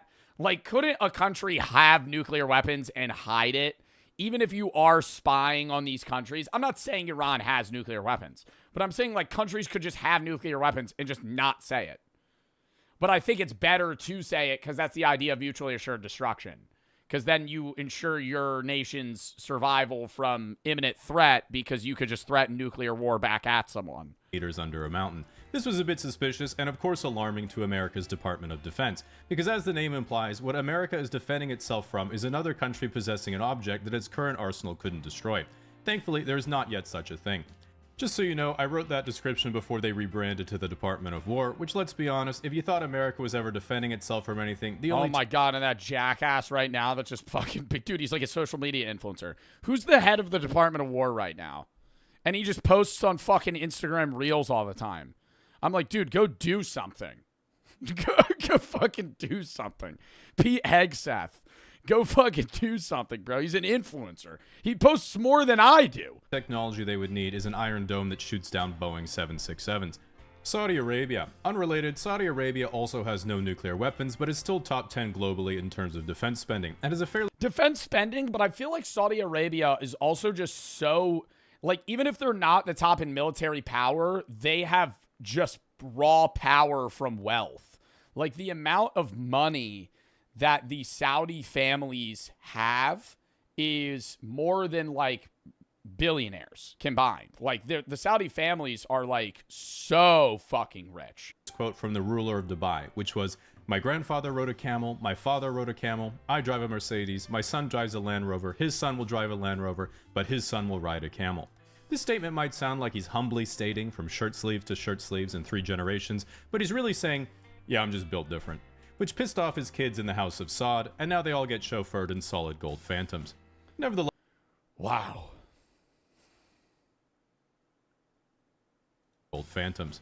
Nevertheless, they've recognized they can't just print money from selling oil forever, and their current grand strategy is to transition their economy from a gas station to the hub center connecting Africa to Eurasia and become the economic center of the Middle East. Plus, after hyping up their plans to build a 170-kilometer-long city that is... Yeah, didn't they just give that up? I feel like Saudi Arabia starts so many, like, trillion-dollar projects that they just fucking shit out for 6 months and then go, never mind. Like, they'll just, dude, work at 24/7 on it, and they go, never mind. Taller than the Empire State Building and was getting me excited for someone to actually do something cool but really stupid for once. They shockingly paused construction and were then like, maybe we can turn it into an AI data center instead. Oh, is that what they really did? 7 as the weakest nuclear superpower is Israel. This is because Israel has no nuclear weapons, as it has committed to keeping the Middle East denuclearized. But they have stated that while they have no nuclear weapons, if they were to come under a mortal threat, they would be forced to use them. After turning the Gaza Strip into the Gaza Strip of all previous civilization, their current geopolitical objectives are to deal with international social outrage over their use of brutal force over a weaker territory by using their enormous political and media influence to convince radicalized Americans that they don't have enormous political and media. Yeah, going on the Nelk podcast. So, Mr. Benjamin Netanyahu, what is your favorite hamburger? Number 6, North Korea. North Korea is estimated... North Korea's the number 6 military superpower. I feel like that's just because they constantly threaten nuclear war. Like, there's no way North Korea is the 6th strongest nation militarily. To have about 50 nuclear warheads, although they're far more powerful and effective than any other nation's nuclear warheads because Kim Jong-un personally guides each of their targets, always knows where they'll land, and never makes a strategic mistake. Their current geopolitical objective... Yo, the shit that was really funny was when they launched that. You see when they launched that military boat and it sunk in front of Kim Jong-un? It's not funny because he probably killed people after that. But what boat was that? Slipped into the water, bow remained on shore. Hull damage and compromised the boat as a whole. Wow. Objectives at home are to continue launching ballistic missile tests over South Korea in order to further refine their capacity for strategic inaccuracy. Meanwhile, abroad, the soldiers they sent to the Kursk region to help... Addicted to porn. Addicted to porn, dude. All the North Koreans they sent over to Russia and to fight in the Ukraine war. Oh my God. They got immediately addicted to entertainment and corn. Russia wouldn't stop peacefully gooning to dancing girls after seeing the internet for the first time. And TikTok. And have been sent home, likely undermining North Korea's credibility from the inside out with their tales from the free world. Number 5 and 4. Bro, what? Because they don't have internet. Well, they have internet access, but we watched that one video where they actually had somebody with a North Korean phone. And, dude, it's like all monitored. It randomly takes pictures of your phone. You can't access the majority of things. You can't download VPNs. Only approved apps and things are even downloadable on your phone. You constantly have to get it refreshed. Like, if you're on Wi-Fi or a phone in North Korea, that shit's about as useful as, like, a Leapfrog tablet in 2010. So when they went over to Russia and they had basically unmonitored internet access, they shit their pants. 4. Pakistan and India. While even bigger in population than China with 1.45 billion people, India doesn't yet have anywhere near the wealth nor industry. Pakistan is much smaller in terms of population with about 250 million people, and even with half the GDP per capita at $1,500, it's still more than enough to secure strong borders around India, as both countries have about 200 nuclear weapons. Pakistan has significant trade and alignment with China, which allows China to strengthen their access through continental Asia and into the Middle East, whereas India is more aligned with the West, securing maritime trade and allowing them to bring you DoorDash anywhere in the world. Now we get to the top 3, which are considered the real major superpowers in the world and a major jump up in power level from everyone else. Russia. Russia is by far the weakest of... It's going to be Russia, China, US. Russia's weak right now because they're going through all of their gold reserves. Isn't Russia just like burning cash fighting Ukraine right now? And like, what I think the person that runs the central bank in Russia went out again. The only woman or person in general that is able to speak out against Vladimir Putin is the leader of the central bank because they have to be like outwardly honest about how their country's doing, at least to Putin. And she went out and was like, yeah, we're doing like really fucking bad. And then now she's not allowed to speak about it anymore. Its greatest strength is its enormous abundance of natural resources and sheer landmass, meaning they have access to the Arctic Ocean, the Black Sea and the Mediterranean, and land trading routes to China, Europe hypothetically, and the Baltics. While obviously a shadow of the Soviet Union, a lot of analysts are downgrading Russia's superpower status even further, as their military capacities seem much weaker than previously thought, and Western sanctions mean they're extremely reliant and arguably at the mercy of China as a primary trade partner. While Russia isn't overwhelming in terms of strategic military power, they are— Dude, take this with a grain of salt from 23-year-old Twitch streamer. I think China, in the way that they're going, is probably going to be making more money and more powerful than the U.S. at some point. China prints money. They fucking sell everything to everyone, and it's like not even close. Like they fucking purposefully, artificially devalue their own dollar, and then their government just has so much money to spend on anything. Are basically unconquerable because they have 6,000 nuclear weapons, which is more than America. And so it's kind of like fighting a Voltorb who might just get pissed you're winning and at any moment self-destruct. Meanwhile, Putin says that pretty much all of Russia's military actions are not for conquest, but preemptive self-defense from the expansion of NATO. For people who are not aware what NATO is, if you ask a Westerner, we would say it's the political and military alliance formed between the United States and Western Europe after World War II that was then extended to more Eastern countries over time as they wanted trade relationships with the West and security guarantees for themselves after the collapse of the Soviet Union and the formation of a still threatening modern Russia to their east. This is of course my Western bias speaking, because you ask Putin what NATO is, he would say, Mordor. At any rate, it's... Seems unlikely any further land conquest is going to occur after Ukraine, because what was supposed to be a quick little pro-gamer move that everyone was going to ignore ended up looking like this on the live conflict map in January 2023, and this is what it looks like 3 years later, so you can make up your own mind what that means. Number 2, China. China's biggest strength is turning their country from what was essentially an What's up, Beijing? agrarian peasant society getting conquered by the Japanese during one of their many angry phases in the 1930s into the largest industrial economy in the world and second largest GDP in quite literally 40 years. They have a population of 1.4 billion and a GDP per capita of $13,000, which is absolutely absurd given its size and where they started. A common sentiment you'll hear online is that China actually only has a population of 800 million, but then you ask for evidence and they're like, well, some Japanese scientists measured their annual salt consumption and it was lower than expected, which is complete. Their annual salt consumption? Wait, there's people that think China's lying about how many people live in their country. Why would they inflate their numbers by 500 million people? I feel like you couldn't lie about that. Like you couldn't. There's no way. I could see a country with 1 billion people saying they have 1.2. But there's no way you could be like, yeah, we have 1.3 billion people, and they're overshooting by 500 million. Nonsense, because my grandma's Japanese, and if you said, yeah, Chinese salt consumption is about 2/3 of what we expected, what do you make of that? She would have said, make a lot of sense, Jamie. Chinese don't know how to cook properly.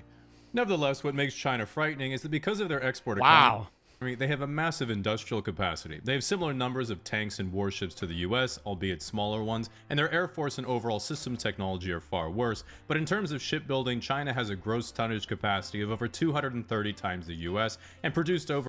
You can lie easily now? Yeah, but I mean, dude, lying about 500 million people is kind of hard. Yeah, we do have the same amount of stuff as them. Outside of nuclear weapons. Building an aircraft. China has a gross tonnage capacity of over 230 times the US and produced over 1,000 commercial ships last year, and America made about 8. Not 1,000, the number 8. And in case you think that isn't a problem, it's Chinese commercial shipyards that also make the destroyers. Currently, China's next big move is most likely the annexation, aka reunification with Taiwan, because to be frank, it's literally right there. And when China was... But like, why? What is with, like, this still needed idea of countries and conquest? Like, the world's been discovered. Why not just try to make the current country better than try to acquire more land and space? Like, when we're like, we need to acquire Greenland, that's making your life harder. I know China and Taiwan have had strains for years, and it's a very long historical conflict. But I'm saying, like, with the U.S., we have so many problems. Why are we trying to get more problems? I know it's oil. U.S. is also a war-based economy, so it's its own thing. You want Greenland for oil. You want money from that. You want to have more of a military holding there. Joe, do research. Yeah, it's a lot of strategic shit, chat, and it's also like an ego thing of like if we acquire Greenland, that would look great for Trump. I'm saying from the average person's perspective, like if you just threw a random guy in power, they'd do pretty bad. But I don't think they'd go, we need to start taking land. They'd go, why don't we solve part of the problems that we have here? Why don't we fix the problems that are going on here, right? Rather than acquire more of them. Well, obviously not. That wouldn't benefit us at all. But like, imagine if Vancouver Island was its own country and had the best oil reserves in the world, and America was like, hey, can I buy some? And Vancouver Island was like, no, we use Chinese wellheads, so we only sell them the good stuff, but you can have the shitty oil we sell to everyone else. If that happened, I can assure you that I would be getting bombarded with freedom and democracy against my will well within 24 hours. So while I'm rooting for Taiwan, if you add on the fact that there are American military bases in Japan and South Korea, and they have access to bases in the Philippines, China's only way of securing clear access to the Pacific Ocean is Taiwan. Meaning, it's not looking so great for the little guy right now. Yeah, but Taiwan, I know it's not looking great, and people say the rising tensions and shit, but doesn't Taiwan make, like, so much of, like, hardware for computing today, which doesn't seem like that big of a deal with war, but it's like Taiwan's such a valuable country for tech and CPU usage, which is like, yeah, semiconductors, like you need that. And so other countries wouldn't want, not even just the US, other countries wouldn't want China to have hold of that. And partners. You already knew we were number one because I don't want to become the 51st state. The Western alliance of NATO and its homies post-World War II is essentially what everyone watching this video will have grown up and experienced and is likely currently living within. Our greatest strength is by far our enormous wealth and prosperity gained from free trade and cooperation. This came about because post-World War II, once everyone basically agreed to get along with each other instead of making world wars in every 2-decade tradition, this allowed the proliferation of the American global banking system called the Eurodollar, which was kind of like a banking telecom network throughout the world, allowing the proliferation and trade of the US dollar in Europe, Japan, and then basically everywhere else. Because of the West's perception as a liberal, rules-based democracy centered around free and fair trade, everyone trusted the currency and began using it, then saving it to use later. That's part of the fear, though, is that if our dollar crashes, like the world economy fucking plummets. Because everything's not, like, we're not based on the gold standard anymore. We're just kind of artificially, like, believing this value of the dollar is the value that we say it is, versus us actually having something tangible that it could be tied to. Later as a reserve, resulting in what people call the US dollar reserve currency system. Even today, 58% of all global reserves are in dollars, 50% of all trade is done in US dollars, and 90% of all foreign exchange is in dollars as well, which allows immense privilege in terms of global influence. You can sort of think of it like how the global language of business is English. Europeans speak to Europeans in English, except Italians. Educated Chinese students learn English, and if you want to have a successful international career, you essentially must learn English. That means for people born into it, you don't have to do any work, and you get all the rewards. If your hopes and dreams are to be successful in music, film, tech, finance, business, or professional political streaming, you have access to the largest markets right away. When you're thinking of your dream career, the first step for nearly all Westerners is thinking, but what if I fail and people make fun of me? But for everyone else, the first thing they have to do is learn a completely different language to fluency and then move to a different country. This is essentially the same privilege as the US dollar in that it has a global monopoly on banking and trade, meaning the currency that you create is the currency everyone uses, not just your citizens. So you can pull the levers in not just national, but global monetary and fiscal policy in your favor if you hypothetically had any idea what those levers did. With that said, currently the geopolitical grand strategy of the West is in complete disarray, because prior to Trump 2.0, both the Democrat and Republican plan was essentially to maintain the pre-existing Western rules-based order in conjunction with its allies in Europe and Asia, with only pocketed military intervention as fires needed putting out, or some perhaps slightly imaginary threats emerged. Even now, it's still not clear what the new hard-right grand vision is, or if there even is one, but if you read some of the partially human thinkers that seem to be whispering in Trump's ear, and you really interpret it generously, it would seem the basic premise is, We have to stop languishing and twiddling our thumbs as China becomes a threat to our position as global superpower. We need domestic industrial capacity to come back because we have no way to build our critical industry technology in volume if they decouple their economy from us. America shouldn't use our resources to be the protectorate militarily of Europe. They have the resources now to do it themselves. And America will establish political security over Central America, locking down a soft border for the entire northern continent, while using bases on Greenland to secure the Arctic shipping lanes, which are now open nearly year-round since polar ice has retreated in the last 50 years. Oh my god. Fuck this. Fuck this. Not because of climate change, though. That doesn't exist. On paper, it's not like there's... So we're hard pivoting from the protection of NATO. I know a lot of this with like how we're trying to de-escalate spending for them, and we're trying to get them to cut some part of their own GDP for their own spending in Europe. And a lot of countries within Europe want to do that themselves just so they don't have to be reliant on the U.S. So now we're trying to move that chokehold to South America. So then we have the same influence that we had 30 years ago on Europe, just in a different space. There's anything that unusual about the plan. It just represents a particular form of extremely hawkish foreign policy. The problem really is the not on paper part, which is using forceful executive powers to manipulate your allies while demolishing any pre-existing trust and goodwill, then circumventing all democratic political channels to achieve it as fast as humanly possible, causing massive social upheaval in your own country and the world, and all of this is while defying the entire fundamental basis of the Western alliance in the first. And like, when's it get better? Like, that's what, like, bro, motherfuckers are like, I know people say, are we great yet? But I'm like, what's the final plan? You know what I mean? Like, when people are seeing this, like, there's some people that don't have a problem with it, but I'm like, yo, what are we waiting for? Like, what are we waiting for? When's the great again happening? Everything's more expensive. Inflation's still higher. Job markets are still bad. The housing market's still expensive as fuck. Gold skyrocketed 300% because people are worried the economy's gonna fucking crash. We're in an AI bubble. ICE is just killing people. What are we fucking waiting for? When, like that, no, I literally ask myself that every day. I'm like, where's the goal, right? Because like, I can get the idea of like shit getting bad before it gets better. There has to be things that are bad before you get to the long-term goal. But like, what's the goal? I feel like we're moving the goalpost all the time. Like, what are we talking about? Greenland now? We kidnapped the guy in Venezuela, or now we're controlling Venezuela for some time. I was just like, what's happening? First place, which is ironically destroying the social cohesion and resulting trade and finance empire that made America great post-World War II. From everything I've looked at, pretty much everyone seems to either think that America is trying to intentionally disconnect and isolate itself from Europe and its allies in an act of ultranationalist self-suicide combined with an economic Cold War with China, or that they're finally using strong-arm tactics to concentrate executive power and accelerate decision-making, allowing them to bring back real military strength, security, national identity, and industrial power to a stagnating Western empire.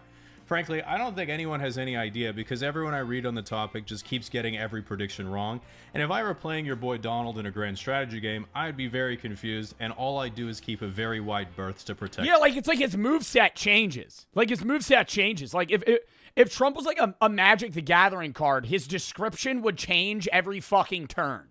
It's like, oh no, he doesn't do that anymore. Now he's gonna do this. Like it's unpredictable. Like, it's just a guy that's like, he wakes up and he's like, yeah, this is what we're going to do now.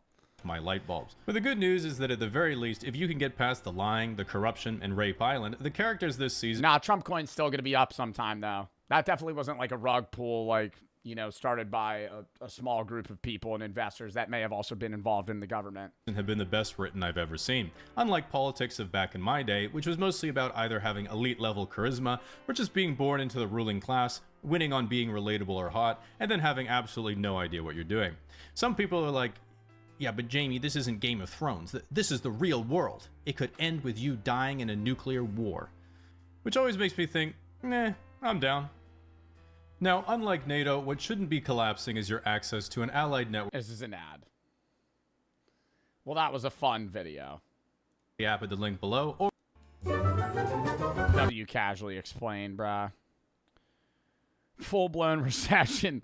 The gold crash got bro. We have no nuclear weapons. We'll use it if we have to. Podcasts are actually making you stupid. You're drinking your own period blood now. I am drinking my own moon blood. What? Drinking her own period blood? It's rich in stem cells, iron, nutrients. Are you trying to get the sun? Iron nutrients? That's any blood. Drinking your own period blood. That's got to be like a fucking infection hazard of sorts. Just collecting that in like a tampon and then like straining it into a glass. Oh my God.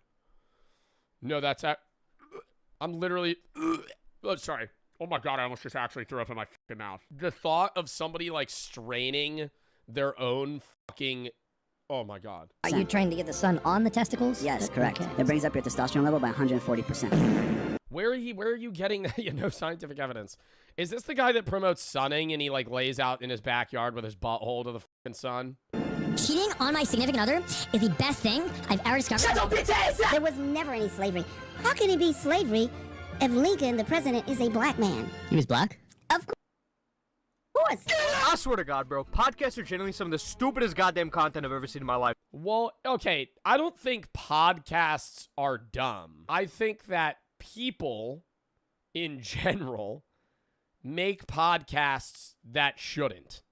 Like, if there's 1,000 podcasts, 10 of them are good, and the rest are people rambling about shit either nobody cares about, they're doing stuff for straight up shock value, or they're talking about stuff they just have no idea what the fuck they're speaking on. Okay, the amount of times I see some dipshit talking out of their ass into a microphone about things they know butt fuck about is ridiculous. Now look, let me be clear. I'm not coming up here to say that all podcasts are bad. It's just that most of them are. Because what started as a unique way to hold interesting conversations from all walks of life has devolved into an oversaturated space of dumb fucks yapping about nothing. Seriously, Well, no, it's if you have good guests and you have good conversations, that's one thing. But a lot of podcasts today are like people just making, dude, like, didn't the people from Ned's Declassified make a podcast? Like, just as an example. And I'm not like hating on that. I don't know what they're talking about in that podcast. Yeah, Ned's Declassified Podcast Survival Guide.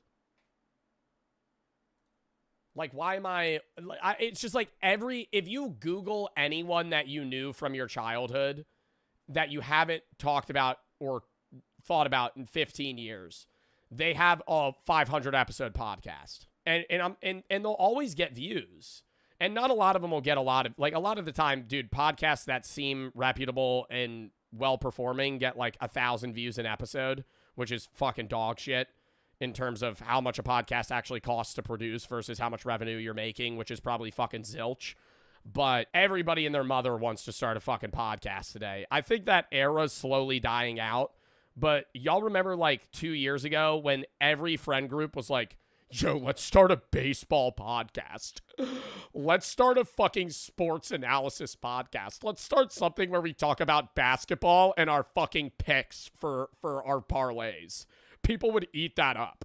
Yeah, because I want to know what some guy that I have no idea I don't know anything about him. He's not a personality in general, like on social media. He doesn't have a background in social media. He's not famous. I just want to know what some random guy's picks are from Nebraska on what he thinks the fucking Phillies game is going to do, how he thinks Shohei Ohtani is going to perform in this next MLB game. Anytime I see a dude with a podcast mic and subtitles, I automatically assume I'm about to hear the dumbest shit in my life. Modern AI is us building God. I've had multiple conversations with GPT-4 that brought me to literal tears. I told it that I can't. That brought me to literal tears.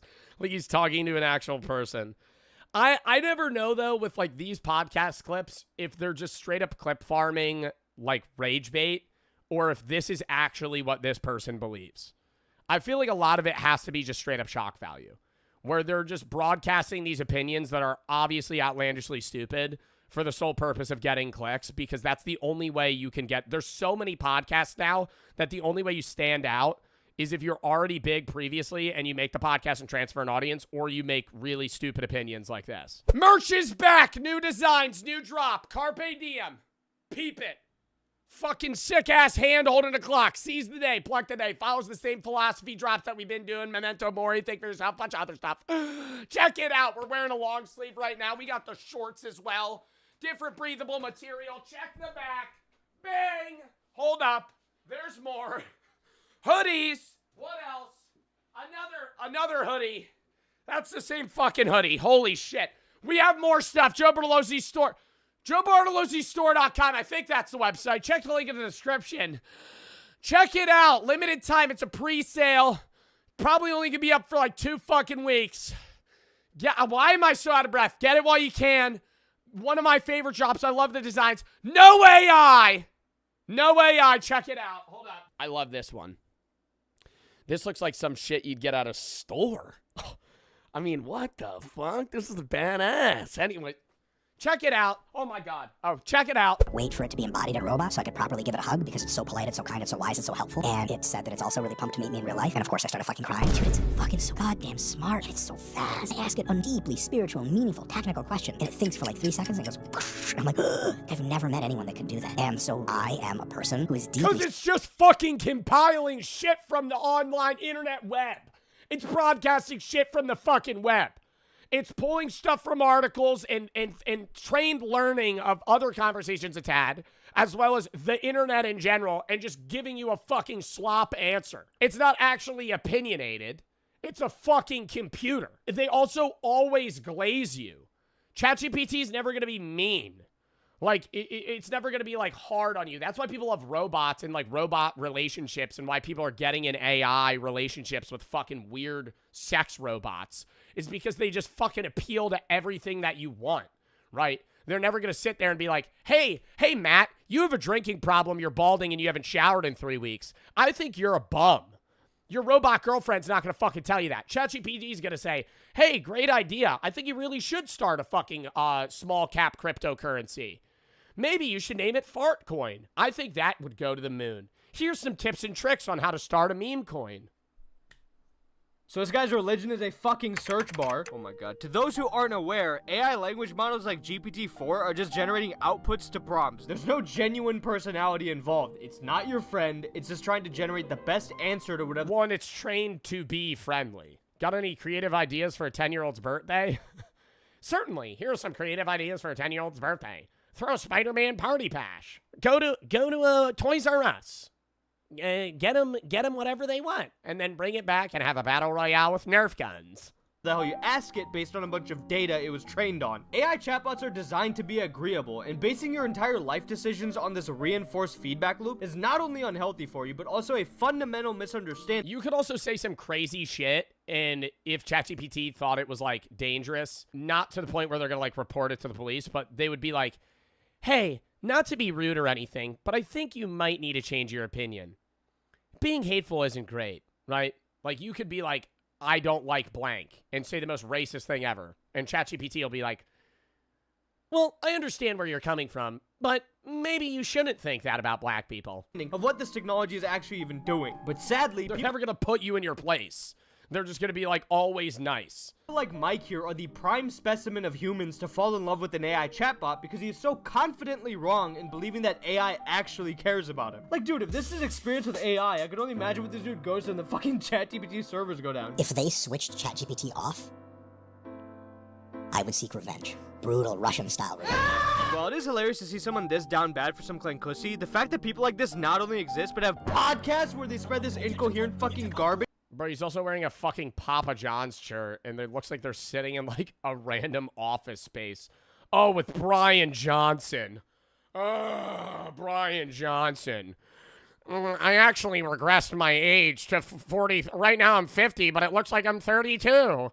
My heart's actually aged better. I eat 43 pills and a fucking spoonful of olive oil every day when I wake up. Wow, that's great. You're going to live to 105. Your life sounds horrible. It sounds like every day all you do is try to fucking not die, Brian Johnson. Are you even living? And I've heard that from a friend of mine. He said, don't love your job, job your love. So, don't... Oh, what? Lame-ass advice. Lame-ass advice. Lame-ass advice. It'll make you hate your fucking passion. Turning passions into careers can be a really good idea or the worst idea you've ever had. Because the second that you have to work with something that you love, you're probably going to start fucking hating it. I understand what she's saying. Don't love your job, job your love, right? Like, turn your passion into a job. But then now that's work, and it's no longer a passion. So Don't. I Yeah. love that. Yeah. And when he said that to me, that hit me, and I was like, What the fuck is she even saying? And why is this dude acting like this is the most profound shit he's ever heard in his life? So I found the source of where this 200 IQ quote originated from, and basically she's trying to say that people should make their passion their job. Good advice. I don't disagree. But what is the term job? I don't know. I think I agree in the sense that you should do something that you want to do. But at the same time, say you really love Pokemon cards. You should not open a Pokemon shop business. You should not open a TCG company, right? Because now all of your love for Pokemon cards is out the window because you have to make it a profitable business where you sell and pinpoint other people that it's their passion and try and make money off of them by doing, like, there's certain things that you have as a passion that you can turn into a job, but there's other things that it's like, hey man, just keep this a passion, right? Because you're really going to damper the mood of this experience if you turn it into a career. Job your love do other than confuse the hell out of everyone? The point of a saying is when you hear it, you're like, oh shit, that's deep. So you think it's better to do something you hate because you'll just continue hating it? No. I feel like, dude, whenever I say some take like this, people just immediately ignore what I'm saying.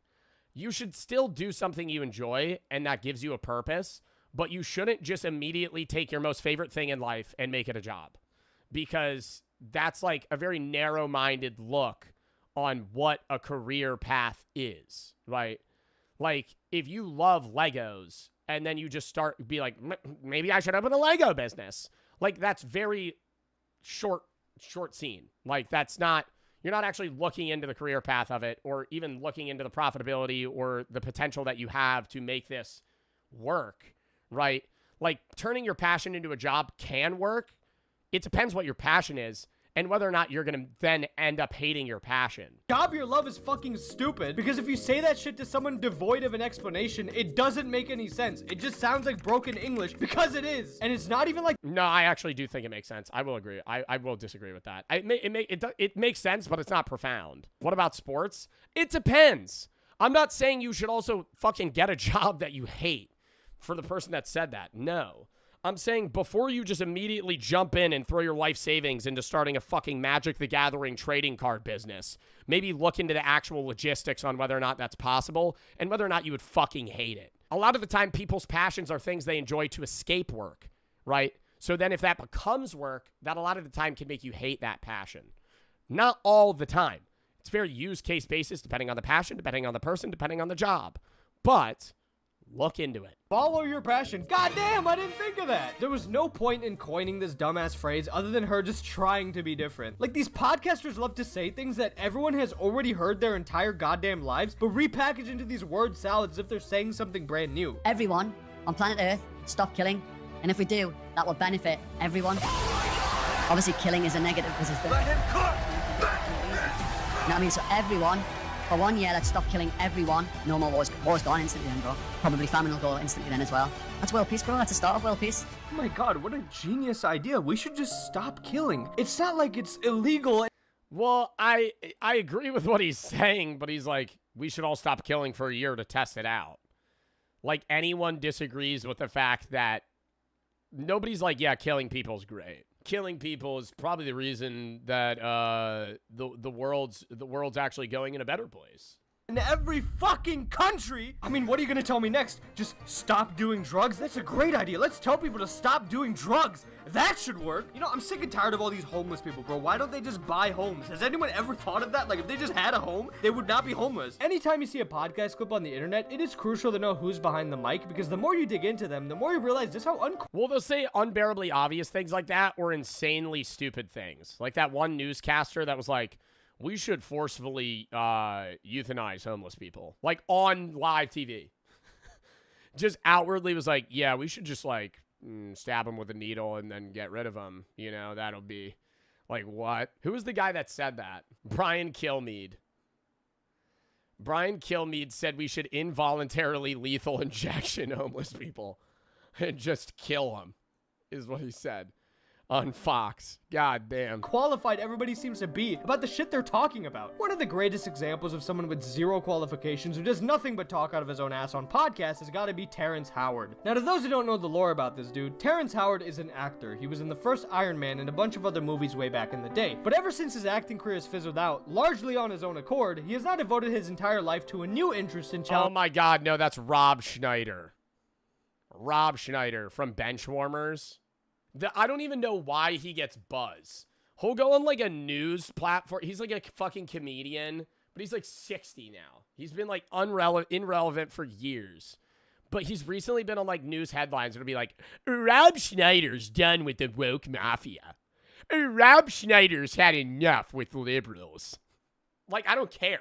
Like, why do I care about Rob Schneider's fuck-ass opinion? Like, I love Rob, bro. I love Rob in Benchwarmers. Now Rob Schneider's going out. Rob Schneider's had enough with immigrants. Rob Schneider doesn't like the Mexicans anymore. Like, what? Like, why do I care about what he's talking about immigrants? Like, or fucking anything? Like, and they're like outwardly broadcasting it. It's like, and they come out like they're a genius. I'm like, dude, you built. I don't ignore them, but if I go to a Wawa, they'll be like, how's your day? I'll be like, good. One word answer. Good. How about you? Awesome. Thanks, man. Have a good day. You too. Bye. I don't know, man. I don't want to fucking talk, bro, because I'm not trying to have a fuck-ass conversation, man. I'm just trying to leave. You know what I mean? Like, I'm trying to get in, get out, get the food. They're nice. I'm not upset. I'm not rude to them, chat. I'm just like, I'm not going to continue the conversation. What about the community? Damn, maybe Roger's been thinking about my well-being so much. Fuck, dude. Maybe Roger's been thinking about me too much. Thinking about him right now, wearing that black Wawa hat. Probably in an apron right now, cooking up a hoagie. Maybe panini pressing something. You think he's thinking about me? I'm thinking about him. Wawa began as an iron foundry in New Jersey in 1803, before shifting to a dairy business in Pennsylvania nearly a century later. As home delivery declined, the Wawa started as a dairy business? company pivoted again, opening the first Wawa food market in the 1960s. When you think of convenience stores, of the 154,000 about in the United States, many were born out of major oil companies. Some were born out of the dairy heritage. It just gave us, I think, a little bit of a leg up on food to begin with. In the following decades, Wawa grew slowly in its home market. This has soured my opinion of Wawa. This has soured my opinion slightly, very fractionally. It's starting out as Big Milk. I still love Wawa because they don't push the milk on you. That would annoy me. If they pushed the milk on me, I would be annoyed. But they don't do that. You know, I'll get a milkshake at Wawa here and there, but they're not like, they don't got like no big milk sign or being like, buy Wawa milk. They do sell milk at Wawa though. To Philadelphia, their unbranded milk. In South Jersey, and built a significant presence across 3 other East Coast states, plus Washington, D.C. They got way more stores than this. They're not just in these states.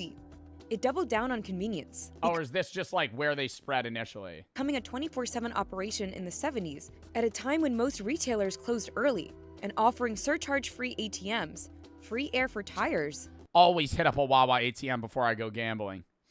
Always. And finally, fuel in the 90s. It debuted in Florida in 2012. As of 2024, no surcharge ATM? No $6 charge? State holds more Wawas than any other. Wawa has become synonymous with Florida, heading out to the Midwest. We had a lot of research, we knew the customers, we'd done all the homework, and the lines around those stores and the opening excitement was palpable. And those stores have performed almost as well as core market stores coming out of the gate. But the convenience store business is getting more competitive as the industry has consolidated. I mean, it's the same thing as like Bucky. I think Bucky's is bigger. Bucky's is definitely bigger, right? Bro, motherfuckers wear Bucky's shirts. Nobody wears Wawa shirts. Like, I'm not wearing Wawa fits. But, like, dude, I'll see somebody in public wearing, like, a big-ass Bucky's logo. We wear Wawa fits. I never have. I do, Joe. Where are you getting a Wawa shirt? 2022, Wawa has been focused on an aggressive expansion plan. And is it Wawa because that's the sound a goose makes? I think. Well, wah, wah. I think, right? I think it's Wawa. Why is it called Wawa? Wah, wah, wah, wah, wah, wah, wah, wah, wah. How does a goose sound? Wawa is named after the town of Wawa, Pennsylvania, where its first dairy farm and corporate headquarters were located. The town name comes from the Ojibwe Native American word for the Canadian goose. Okay, so it is after the goose, but it's after the town. Without mergers or acquisitions, growing from 6 to 12 states. And its annual revenue rose by $4 billion in that time frame. Store count has grown more Are you reading off Google AI? Yes. than 50% over the past decade. The goal is 1,700 locations by 2030. Doing that gives us the best chance of success long term. It's a little more challenging. Sure, M&A might open more doors and more growth for us, but it's never been for us to be the biggest. It's trying to be the best. As opposed to other competitors like Great PR response, Chris. Casey's, which focuses on rural America. Great PR response, Mr. Geisens. Wawa is in urban areas. I love that. The company serves nearly 1 billion customers per year. It's not about being the biggest. It's about being friendly with you guys. It's not about being the biggest. It's about, touching the hearts of the people that we serve. Like Roger, how he makes your pan press panini so well. You should go see Roger right now. Customer traffic growth of 3%. Tell him about your day. He definitely cares about your day. Since 2015. Though Wawa has been methodical about where and when to expand, scaling is still risky. Quality and customer service must be maintained, or the company risks damaging its reputation. Anytime a company starts to expand, they got those dogs, bro. Wawa ain't got them, dude. They're just sweating. That's how Wawa don't got the rollers. They make the dogs. They got like a mini fridge heater, and they put them in there, and you take it out, and the bun's just fucking ripping hot, just sweating, just in the container, just waiting for somebody to come eat it. far outside of its region in this industry, there is going to be that challenge of how do I maintain the customer experience that I'm known for. Yo, are these guys' headphones like made out of copper wire? What's going on here? With Wawa's heavy emphasis on fresh food, maintaining a strong supply chain is imperative. Even so, the company must rely on third-party suppliers to deliver product, which poses operational vulnerabilities. Competitor Casey's, on the other hand, has full control over its supply chain as it owns and operates both distribution centers and a transportation fleet. Competition is tight. Convenience stores are challenged by other convenience stores, fast food chains, and now grocery stores that offer pickup and delivery, undermining the convenience factor. As Wawa expands into— Yo, Aldi is the worst grocery store in the fucking world, and I'm gonna stand on that fucking take. Every Aldi I've ever been to has like 9 items. You pull up, bro, and they are— if you have a grocery list of 30 things, they'll have 20 of them. And like, I want to one-stop shop, brother. One-stop shop. Maybe it's the Aldis that I pulled up to, but every Aldi I go to, bro, like you can see over the aisles. It's just fucking dog shit. It will come up against those regions' own local convenience store favorites, like United Dairy Farmers in Indiana, Twice Daily in Tennessee, and Travel Center Buc-ee's in the South. They're going to bump up against some people who've really locked What do they sell at Buc-ee's? Is Buc-ee's like a Costco? Like, what is a Buc-ee's? People who've really locked down certain regions. Everything. So they're like a Walmart. And cut their teeth and sort of made a name for themselves, innovating on their own terms. And I don't know if anyone knows how this is going to shake out, to be quite honest. The company has also had a few misses, like its— They don't do wholesale. Pizza in 2023, which is still getting negative reviews. Or the— I'm not a big fan of their pizza, I gotta say. I don't really get a Wawa pizza. I do get a Wawa pizza when I have enough points saved up to get a Wawa pizza for free. Drive-through concept it piloted in 2020. Those stores didn't offer customization, and you couldn't go inside. Wawa is still figuring out how to adapt the system. If we don't have misses, we're not trying hard enough, and we do, certainly. So in the last few years, we launched a drive-through only store concept. We've tried 3 of them. They have come and mostly all gone, but from a great failure, you learn. So now with our— Yeah, I don't know. I think the idea of a drive-through Wawa is kind of dumb. Just because there's too many options that you could order on screen that it's more inefficient than if you just walked into the store. Our mobile app, we've given customers the ability to order whatever they want. Oh, somebody redeemed Scream? High inflation poses a major risk. Between 2019 and 2025, Wawa raised prices by about 22%, aligning with most competitors. And as Americans respond by pulling back spending, value meals have made a comeback, including at convenience stores. You have to confront a company that has a well-oiled model that's been pressure tested in aggressive, tough markets, and they're going to come in and build state-of-the-art, new-to-industry stores, have all the modern amenities, and then on top of that, they're going to go in and hire really great employees, and they're going to pay them fairly. And yeah, that's a tough model to compete against. We have to pay attention to McDonald's for sure, and we want to deliver more value. I have heard that Wawa pays people well, but it's also a pretty grueling job if you're working like the night shift and you're just cranking out or like the morning and you're cranking out sandwiches. Better quality at a better price, and you can have even better service. That's been the formula for us to take share, to win share, and will continue to be. We have a broader set of menu, and it allows us to innovate in ways with different products that maybe a QSR quite can't. Yeah, I feel like it just feels like you're going to like a fast casual restaurant more than anything. That's why Wawa does well. It's because it's not like 7-Eleven where everything's like pre-made.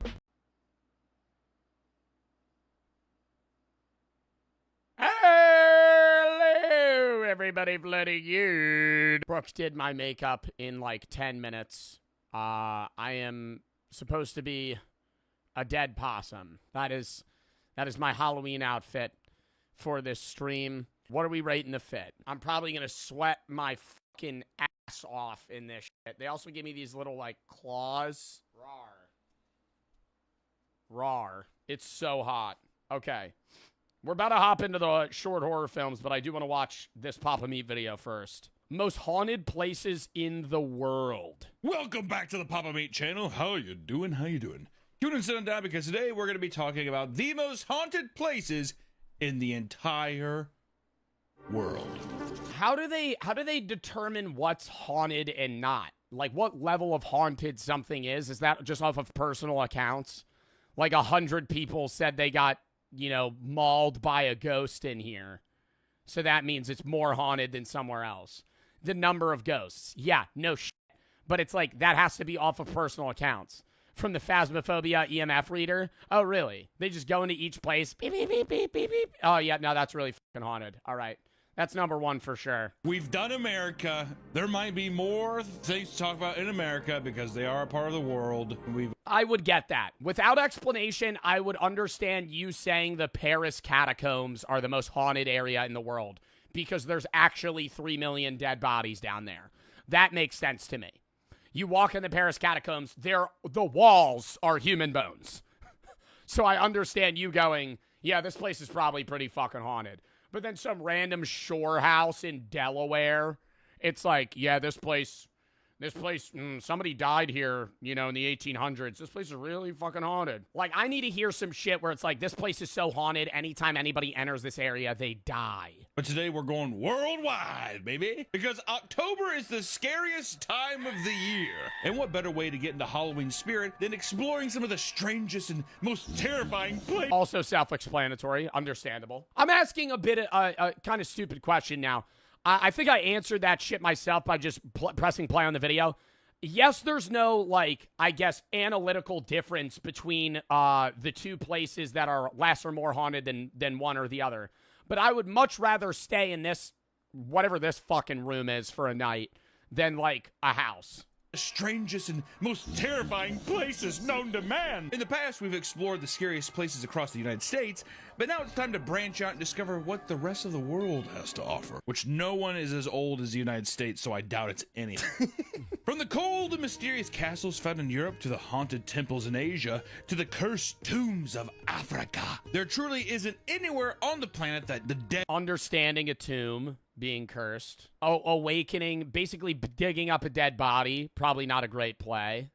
I would understand somebody saying that's haunted. It don't inhabit. The ghosts, they go everywhere. Even underground? They might be underground. So get ready as we cover some insane or unique haunts that are sure to cause a scare. The first stop on our journey takes us across the pond over to the UK, where one of the most haunted places in the world is set to reside. Though you wouldn't think. Oh my god, the most haunted place in the world in the UK is just a Tesco. Oh, well, actually, the most haunted place in the world is actually on 5th Street.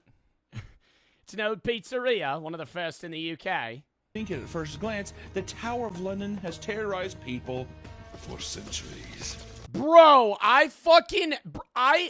re-looked at my 23andMe results, and they changed my shit. I'm like 42% English. I was like 42% French and German, 30% Italian, 10% British, 10% Ashkenazi Jew. Now, I'm 37%.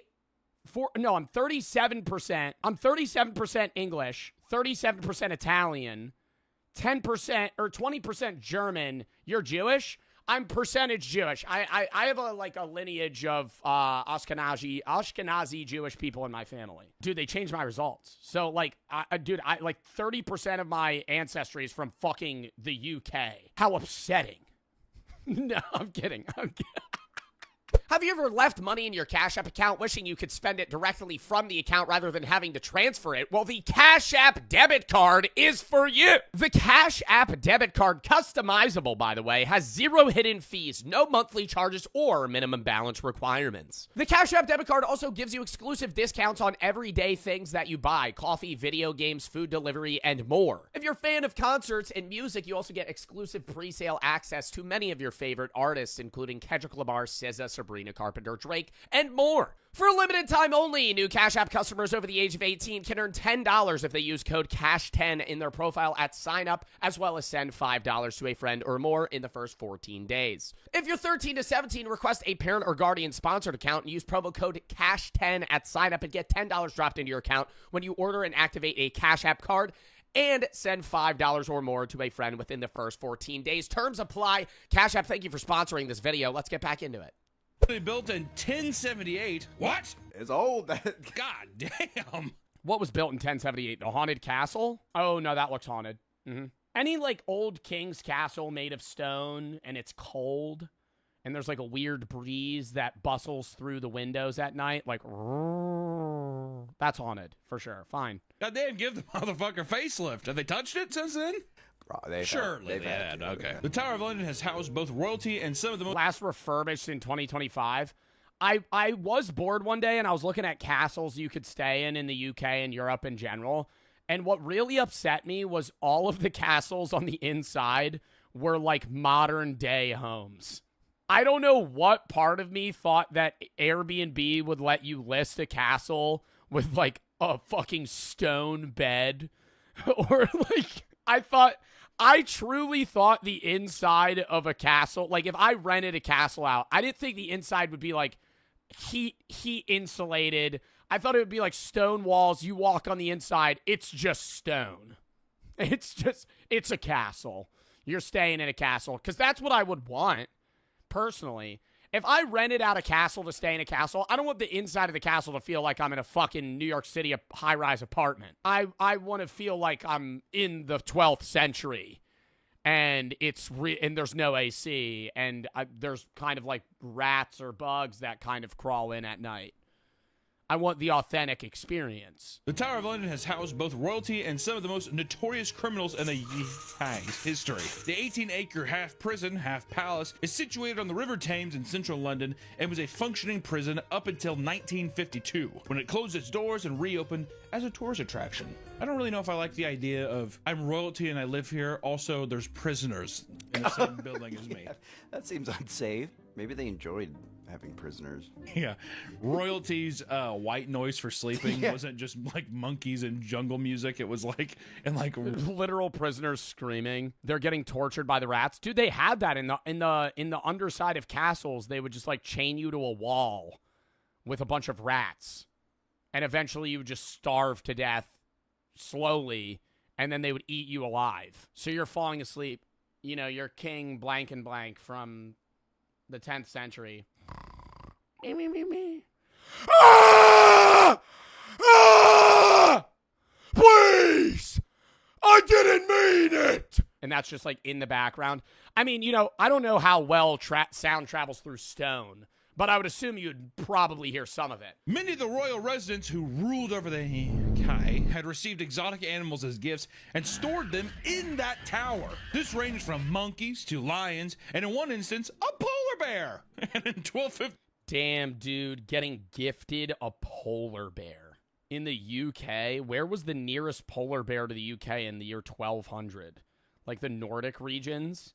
That's badass. I'm wondering how they transported that. How do you capture a polar bear in the year 1200? Before you had, like, knockout darts, how the fuck did you trap an alive polar bear?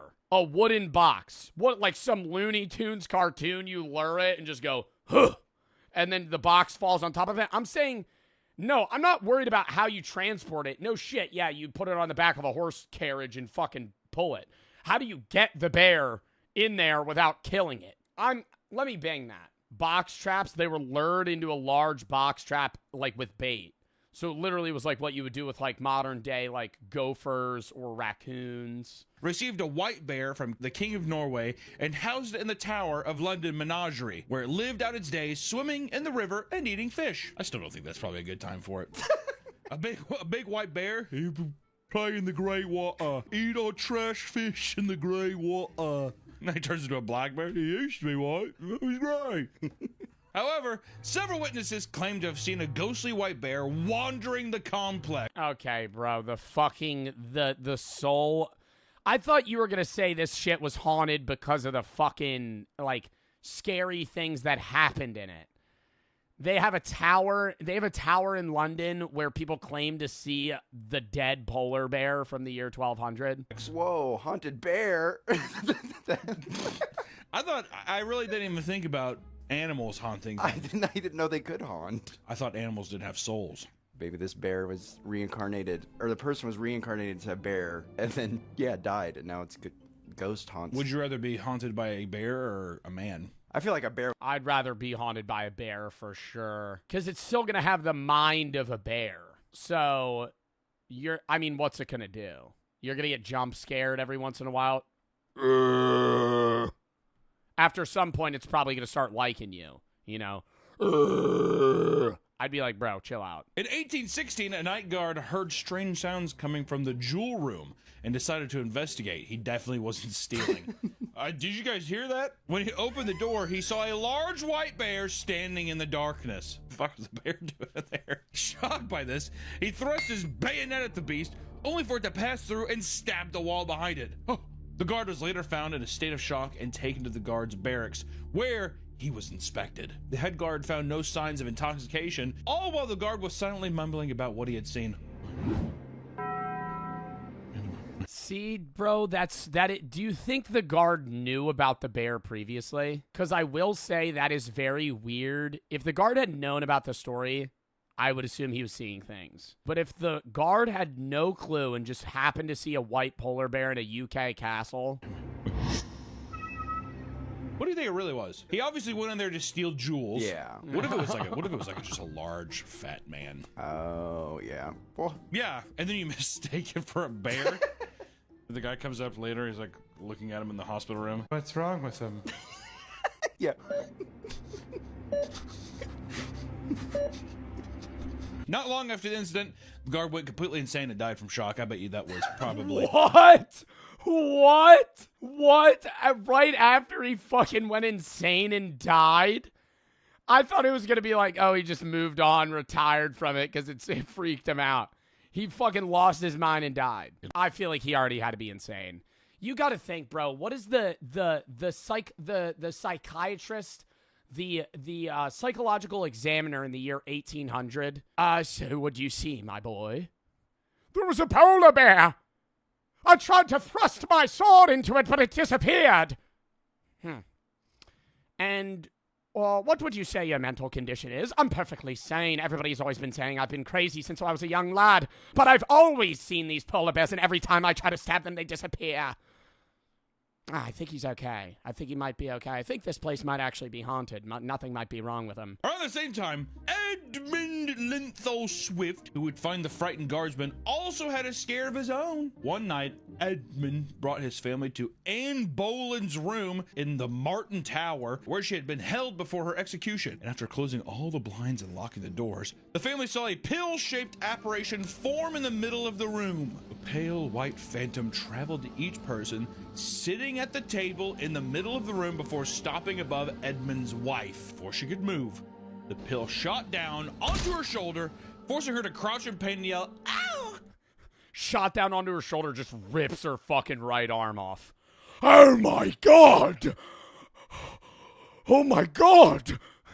Just it was like a guy from that era in time trying to react to that. Christ, it has seized me! As soon as she yelled, Edmund grabbed a chair and threw it at his wife. Threw it at his wife, knocks her out cold. She's like, I think I have shoulder pain, causing the ghost to disappear. Oh my. I don't know. This kind of seems like a spousal abuse story that's kind of clouded in a... I swear I didn't just throw a chair at her. There was a ghost! A pill-shaped ghost! It's Anne Boleyn's room! She was about to get executed. I had to throw the chair at her. To this day, it is known as the Phantom Lava Lamp and is said to haunt that very room. I don't like that. That scares me. I also don't, you know what it is? I feel like it doesn't scare me. I feel like it being a weird orb of energy would be less scary than, like, a figurine. If I was in that room and I saw, like, a fucking Matrix pill of white light just morphing around, I'd be like... I don't think I would be scared. I'd be more intrigued, no? That would be something you'd investigate. Like, if you were in the woods at night and you saw, like, an apparition of a man walking around, your ass is beelining it the opposite direction. But if I saw an orb of white light... Can we stop with that shit? What do you mean? Stop. Can we... If I saw an orb of white light, bro, I would be like... Oh, let me go check that out. Oh, the lava lamp is the orb? What are y'all doing if it just started floating? It floats towards me to my right shoulder, just fucking cuts it clean off. I go, oh! Oh! King Henry VIII is responsible for many of the ghosts found at the tower, so it's no surprise to see him lurking around. In 1890, a sentry guard was doing his round when he heard someone call his name, where he turned around and he saw a bloated face of King Henry. He claimed that Henry's face was... King Henry's bloated face? Oh, well, you know, actually, the system many people use in the United States for measurement is off of my own foot. It may have been overestimated slightly to make my feet seem quite bigger because, you know, a lot of people relate feet to another part of the human body, but nevertheless, it is based off of myself. Deep red and drooling at the mouth. After calling his name, the spirit chased the guard down the hallway before it soon disappeared. Anne Boleyn was the second wife of King Henry and was charged with incest and adultery after... Anne Boleyn, I've heard her name before, but I didn't know who she was. She was executed as King Henry's wife. It wasn't that like a get around for him because he wanted to keep remarrying or something? Isn't that why he also started another church of his own? That's King Henry, right? King Henry, like, kept wanting to get annulments, and eventually the priests were like, hey, man, you can't keep just divorcing your wives. You can't, that's a no-go. And he's like, oh, really?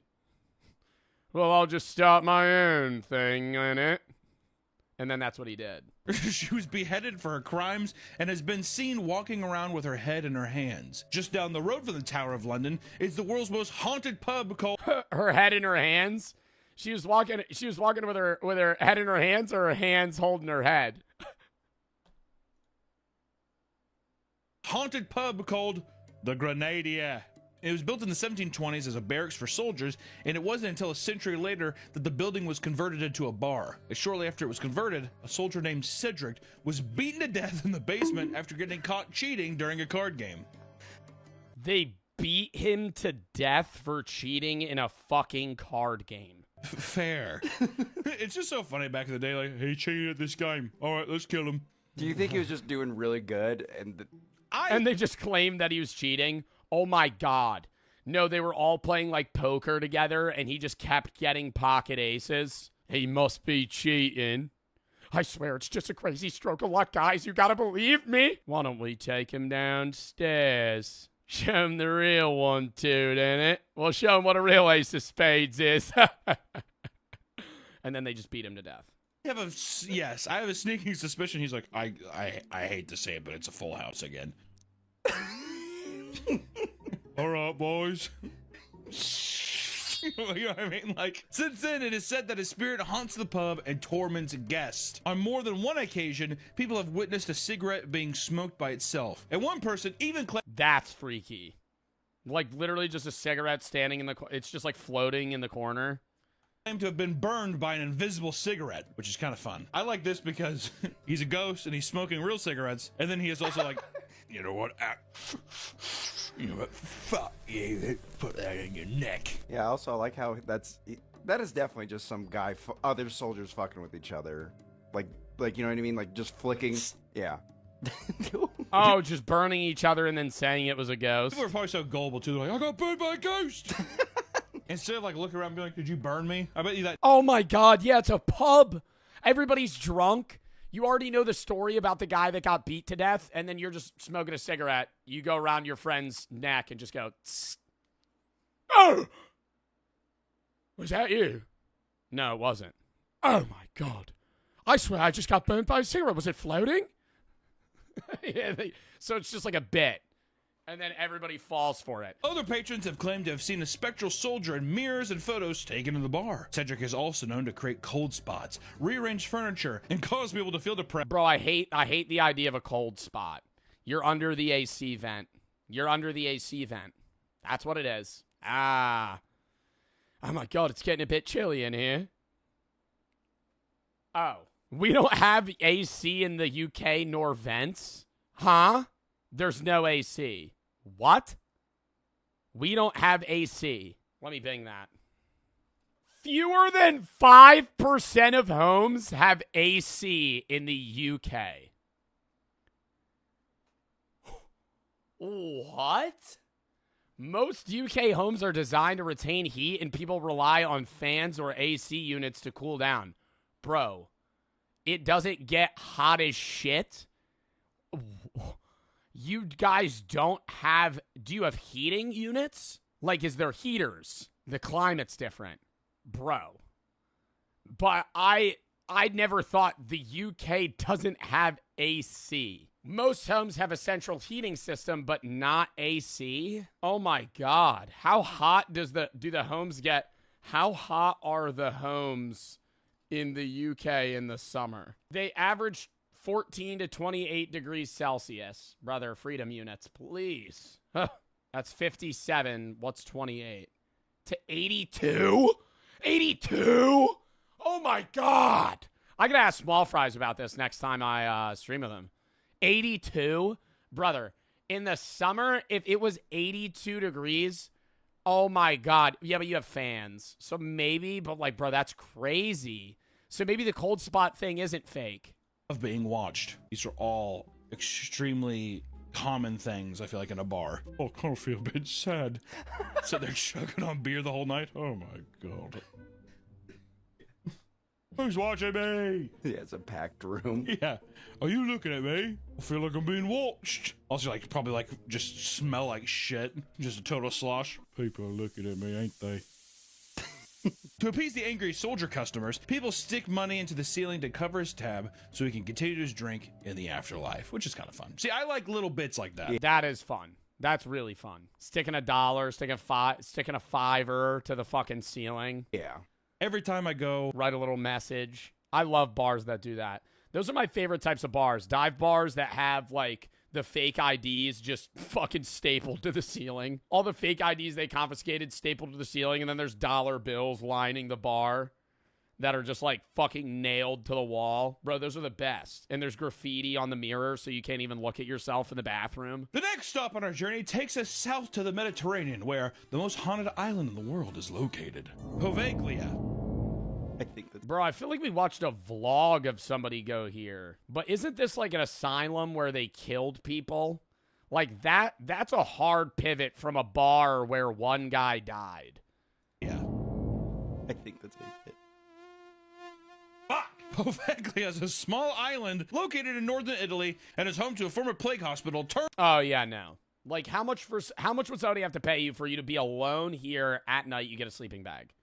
That's it. You got to sleep in this room, like right in the middle of the floor. People have been living on the island since the 400s, but it wasn't until the 1500s that it became a quarantine zone for the plague. After the plague ended, the area was abandoned until 1922 when it was repurposed as a psychiatric ward. Today, it sits abandoned and barred from the public for 60 years after the ward closed in 1968. Now, it is a hotspot for ghost hunters who get special permission to investigate there. And what makes this place so haunted is the mass graves that house thousands of plague victims all across the island. Many who have set foot on the property claim that it is 50% dirt and 50% human ash. That's a lot of ash. That's a lot of ash. Locals call it the Island of Ghosts because of how many spirits have been spotted. The most well-known specter is that of a mad doctor who jumped to his death. Bro, you know the most fucked thing I saw the other day was in... I would love to go... Like, I love going to museums. I love going to, like, historical sites. I was watching this TikTok of somebody that went to Auschwitz, and they took a picture in, like, the gas chamber, and you could literally see the nail scratchings of people trying to like claw their way out. Like, and it's still exactly the same. Like, it's unchanged from that time. Like, that's fucking horrifying. Because of how many spirits have been spotted. Like, that shit being haunted, I would understand if somebody tried to claim that too. Like, stuff like this where it's like, yeah, hundreds of people died and then they burned their bodies. The most well-known specter is that of a mad doctor who jumped to his death in the bell tower. During his tenure at the psych ward, he performed hundreds of lobotomies that left people debilitated and in severe pain. Shortly after his death, ghost hunters claim to have contacted the doctor and sometimes see him roaming the halls. And in 2000, well, like he's the evil spirit mainly that's there. And he's like stuck because he was killing people. Dude, do you think the doctors in that time actually thought lobotomies were good? Because I understand medicine was at a different rate or like different point. But bro, that was like 100 years ago. People were given lobotomies. And I understand the medical, experience was less.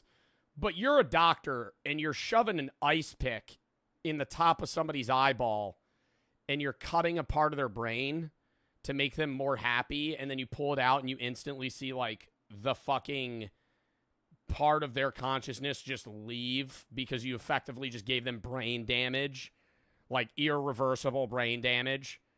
That, or like, what if you fuck up the lobotomy? Because that's had to have happened too, where it's not even a successful lobotomy where they're, now just like emotionless and a husk of their former selves. Like you fucking stab the wrong part of their brain and then you fucking pull it out and they can't move. Like, you've paralyzed them. Zach Bagans and the Ghost Adventure crew. Bro, I love this guy. I used to watch Ghost Adventurers when I was a kid.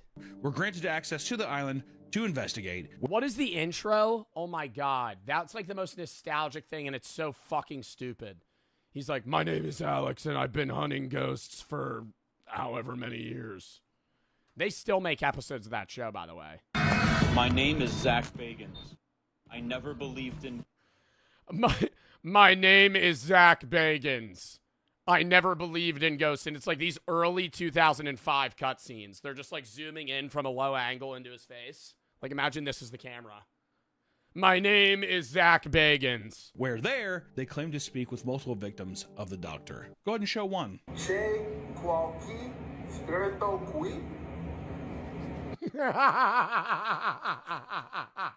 They just don't speak the language at all. He's reading a fucking cue card. In like I'm gonna try some English here, just to see what happens. That's hard-hitting proof. But the episode's most notable highlight was when Zach got possessed by a demon and freaked out at his camera crew. Me? Yeah, said you! Whoa. Stop, dude. Get the out of here! This is gold. I love it. You know how many times does this happen? A lot. Motherfucker gets possessed all the time. But it's only him, too, the main character in the show. I think there's like 30 seasons of that show. 29 seasons. You know how successful Ghost Adventures has to be for Zach Bagans to get his fucking show renewed 28 times? Oh my God. It has an 83% on Rotten Tomatoes. How? Demons. He's around a lot of demons, but after a while, it's like, goddamn, Zach, do you not have any other precautions? He said that he got so haunted that he became like blind. Yeah, that's why he has to wear glasses, right? Yeah, special glasses. I feel like there's so many episodes where literally he gets possessed and he's like, I'm gonna fucking kick your ass. I think it's a mixture of cocaine. I think it's a mixture of a little bit of alcohol. You're trying to tell me that Zach Bagans doesn't go around carrying a... It's not Ghost Adventurers. What's the one where they're like, the ghost is telling me to take another shot of whiskey. I'm getting a weird urge that I need to drink more. That's Ghost Hunters. Different show. Competing shows. Both equally as stupid. A flask of peach schnapps. I believe it, you know. I think this ghost is telling me to do a sidewalk slammer with a green apple for Loco and a liter of Colt 45. I would believe it in a heartbeat. He does a little bump, takes a little swing. How does the ghost know what a BBC challenge is? Good thing I already have a buzz ball, a beatbox, and a Cutwater in my pocket. Wig. And I think he takes like horse testosterone or something. He's sitting there and he's just like all wired up. Punching hole in drywalls and shit. I mean, I wonder how many cases that he's gotten possessed where he's like freaks out the crew. I bet. Or members of his crew freak out on them too. Yeah, it's a lot. Did he get possessed at Hell House? No, I think his cameraman did, and then he did. Which is my favorite part. Because I'm pretty sure he sat there like, dude, Zach, what is going on? He's just like... He's like, dude, I became so violent, I feel like I wanted to kill you. While cursing and flailing his arms in the pitch dark, he began to punch the walls and wander aimlessly through the chapel. It took 5 minutes of freaking out before one of the other co-hosts, Nick, came over and performed an exorcism on Zach by telling the spirit to let it... May Christ compel you, leave Zach. Zach Bagans is a good man making a Ghost Adventures show trying to document your hardships that you had to endure. Leave him now, I command you. Leave his body. My name is Zach Bagans, and I never believed in ghosts until I encountered one. Go, which I do love a drive-by exorcism. I do love how easy exorcisms can be. Hey, you're gone. Hey, let go of him. Thank you. He's a powerful priest. No fisherman dares go near the island, believing that it is cursed with dangerous spirits. Other than the Mad Doctor, of course. Locals are fully convinced that the island is infested with vampires. What? Ghosts and vampires? I didn't realize we were going to be touching on vampires in this haunting video.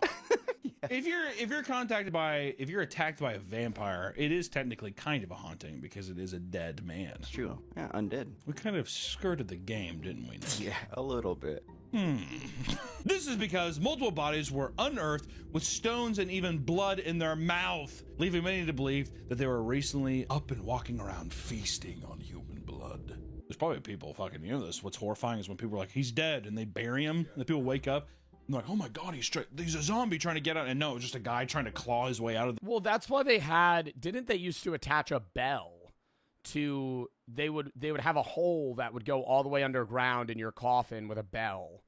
And they would leave that for like a few days in case you happen to wake up, you'd start ringing it. But then I feel like they changed that too, because it used to be customary that you would let the body sit in your house for like 3 days.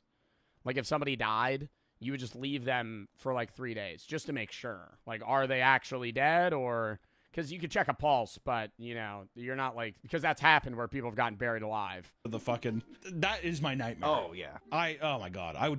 That's why I almost I want to have like a little pill in case anything happens. I could be like, oh, I'm done. See, I would just have a contingency where it's like, if you're gonna bury me, cut my head off.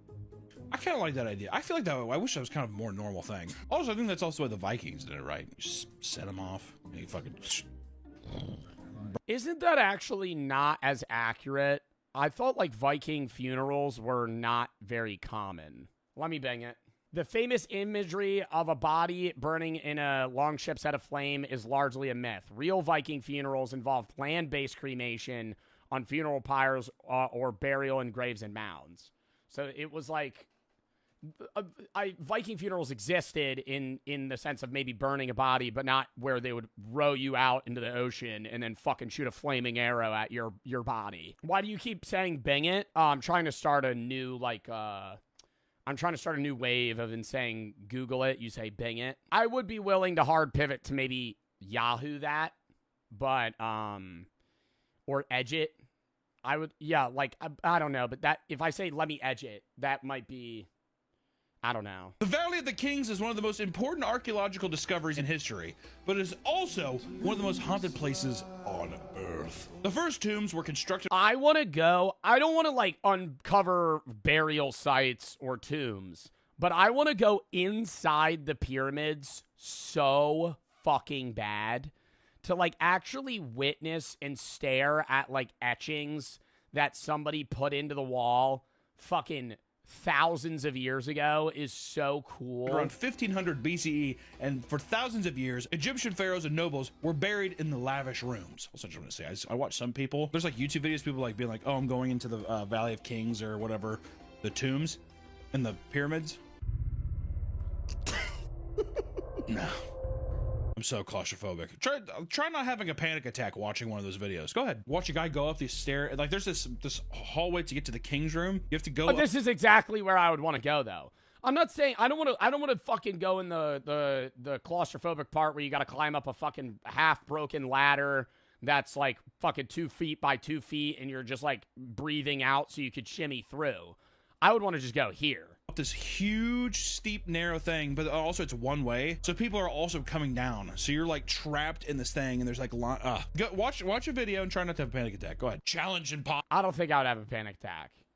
However, it would remain relatively untouched until 1922, when Egyptologist Howard Carter discovered King Tut's tomb and unleashed the mummy's curse, which that everyone knows King Tut, but and then everyone there's a lot of movies about mummies and all that kind of stuff. But the string of events that happened after that motherfucker opened that tomb is kind of odd. I will say that. As soon as the tomb was open, nearly everyone tied to it began to die off in mysterious ways. This is no shit. It's very weird.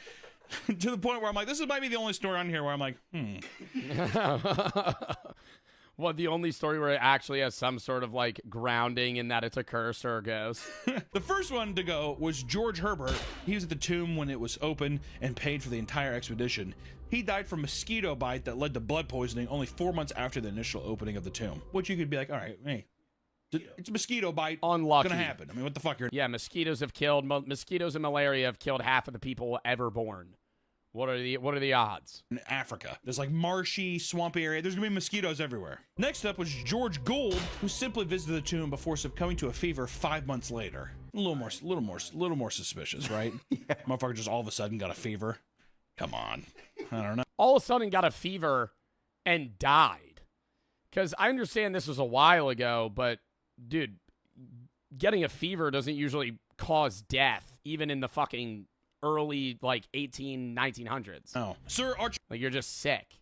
Archibald Douglas Reed was invited by Howard to perform the x-rays on Tut's body, but died from cancer related to x-rays before he could make it to the tomb, which, to be fair, they probably didn't have very safety good precautions for the x-rays back in the day, but still kind of scary. The next two to die were Asa Mace, who worked with Howard Carter to excavate the tomb, and the other was the Honorable Mervyn Robert Howard Mullock. They all died. Not one of them lived.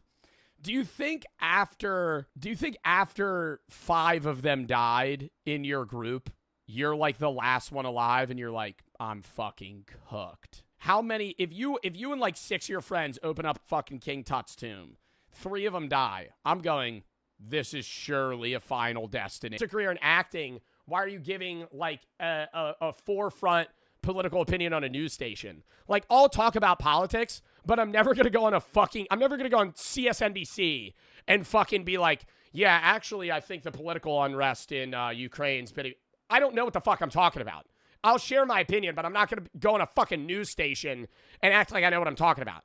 Challenging the very foundation of math. 1 × 1 = 2.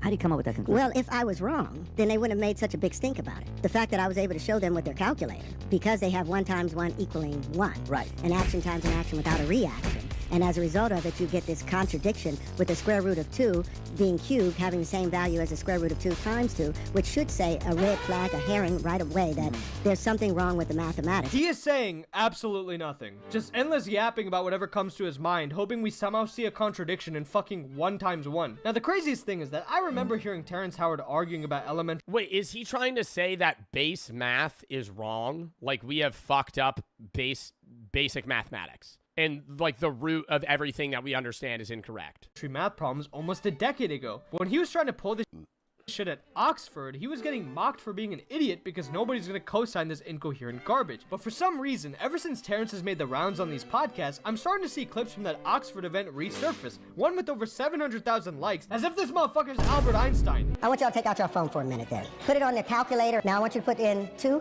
and square root it. You'll get 1.414213562379.5 ... right? Now I want you guys to do me a favor. Cube it. X to the 3. It'll see 2.8284271 2174 6190. I want you guys to do me a favor. Divide it by 2. Get that number, cube it again, and I want you to do that until the end of your lives. And that number will still come up with 2.8284271 2174 6190. This is what we call a loop. It doesn't make sense, and it does not make math. Because you're doing the same fucking math problem over and over again. What the fuck you mean it doesn't make sense? You're fucking changing that. You're doing the same thing with the same number multiple times. 2 plus 2 divided by 2 is 4. Or wait, no. 2 plus 2 divided by 2 is 2.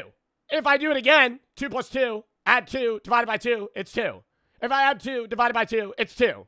It's the same shit over and over and over again because you're doing the same fucking thing. It doesn't make sense. It makes perfect sense. That proves that math is normal because you're actually showing that the results stay the same. Actually pissing me off is this is so goddamn easy to understand. Okay, so the problem he's doing is the square root of 2 times the square root of 2 times the square root of 2. Right away, if we multiply the root 2 times the root 2, we're just gonna get 2, and then we have a root 2 left over. So the answer is 2 root 2. Now, Terrence is saying that, oh, if you divide by 2, you just get root 2. How did we multiply something 3 times when we divide by 2, we get the same result? The shit we just multiplied to get here is 2. So if we divide by the same fucking number that got us here, we're gonna get back to where we started. There's no contradiction because we're not multiplying by 2 each time. It's not like 2 cubed is equal to 2 times 2. We're multiplying by root 2. This is literally the equivalent of you going on Google, Googling Google, going on Google, and then Googling Google. This is not some matrix breaking loop. You're just a dumbass going in a circle. Terrence has been doing this shit for years now. Nothing has changed about that. But why are you able to Google? I understand being able to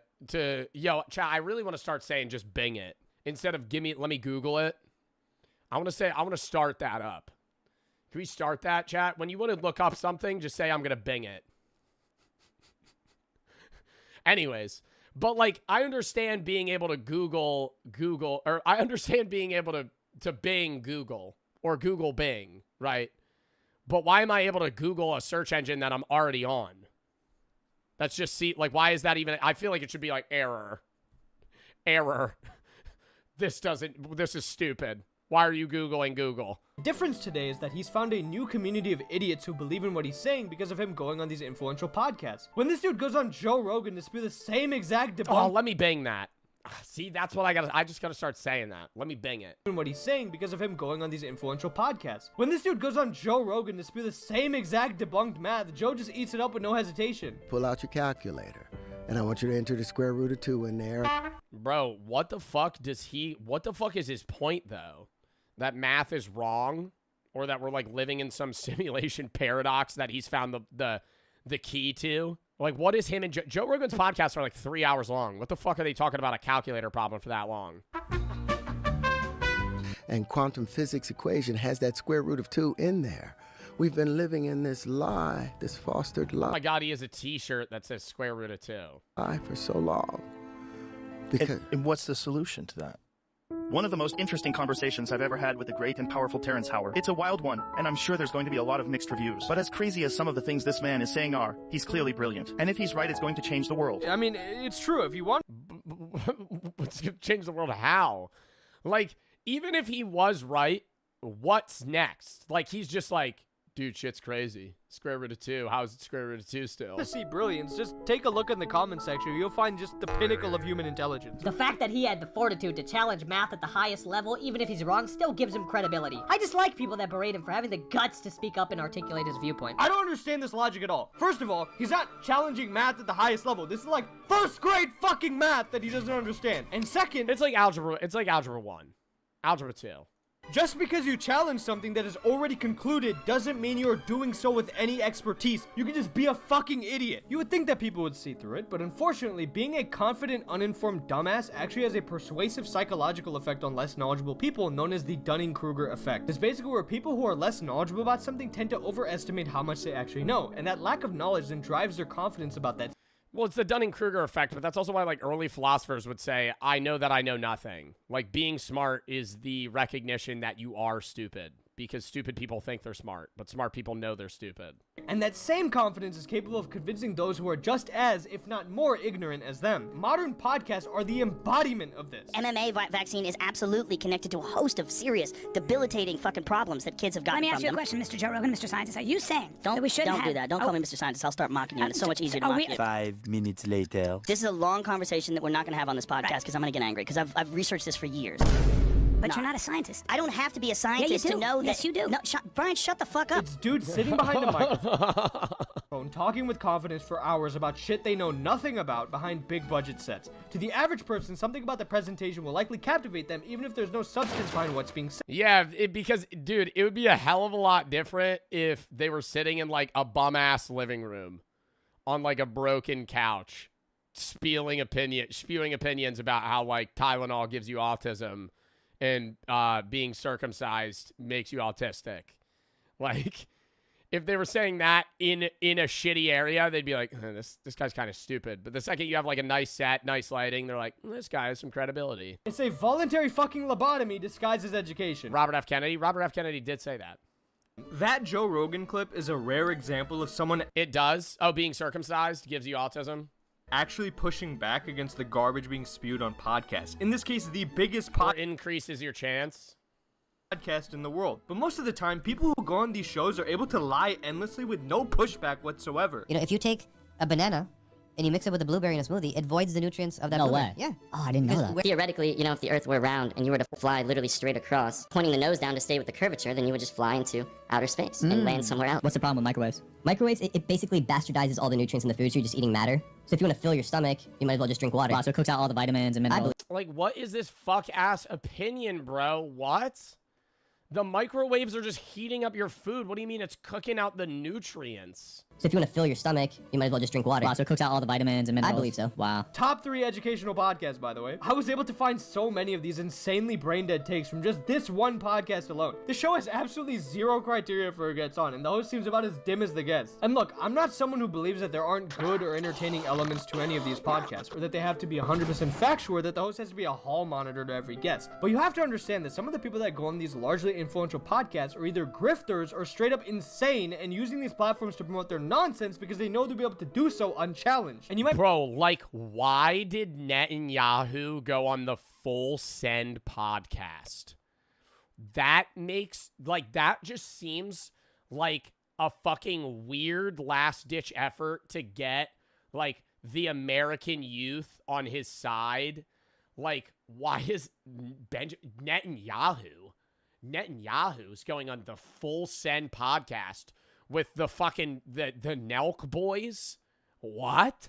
Be like, Habibi, the content creator is not responsible for their audience. They can think for themselves. Yeah, I agree with that. But I also think you should get shit on if you're just a useful idiot for someone else's agenda. Obviously, people who watch content have personal agency. But the point I'm trying to make is that we tend to underrate that the audience puts a lot of trust in the creators they watch. And it's very easy to manipulate that trust because content creators feel way more personal. You may not listen to a crackpot grifter selling you some bullshit, but if your favorite content creator is falling for it, there's a higher chance that you'll find it appealing as well. Think about it like this. When a company gets celebrities to do endorsements, they're doing it because they know that celebrity will give them legitimacy with their audience compared to just direct advertising. And if those companies later get exposed as frauds, the people that promoted it tend to suffer the blowback and wind up doing damage control. And in that same way, I feel like these podcasters don't have the— Yeah, dude, there are some contract. It's not every social media contract, but there's a few. like ad agencies that want you to sign. It's very rare, not common. I don't know if I just said it was common, but it's like there's a few ads that I've done where there's like some points in the contract where they're like, hey, if somebody ever tries to sue the brand, like we can rope you into it. And I'm like, no, what? Like, if somebody ever tries to fucking sue your company that has nothing to do with me or my audience whatsoever, you're going to try and get me in on that? What the fuck? Like, dude, but yeah, that is why, like, advertising in general, when I do an ad, it's not even that you're more likely to hear me out, is the thing. If you see an ad for a brand, and it's just a YouTube mid-roll, and it's some random fucking voice actor that's talking about this product, you're just going to eyes glaze over. You're not going to listen. Now, if I do the ad and you watch me currently, you're not going to buy the product necessarily, but you'll at least listen to what the fuck I have to say.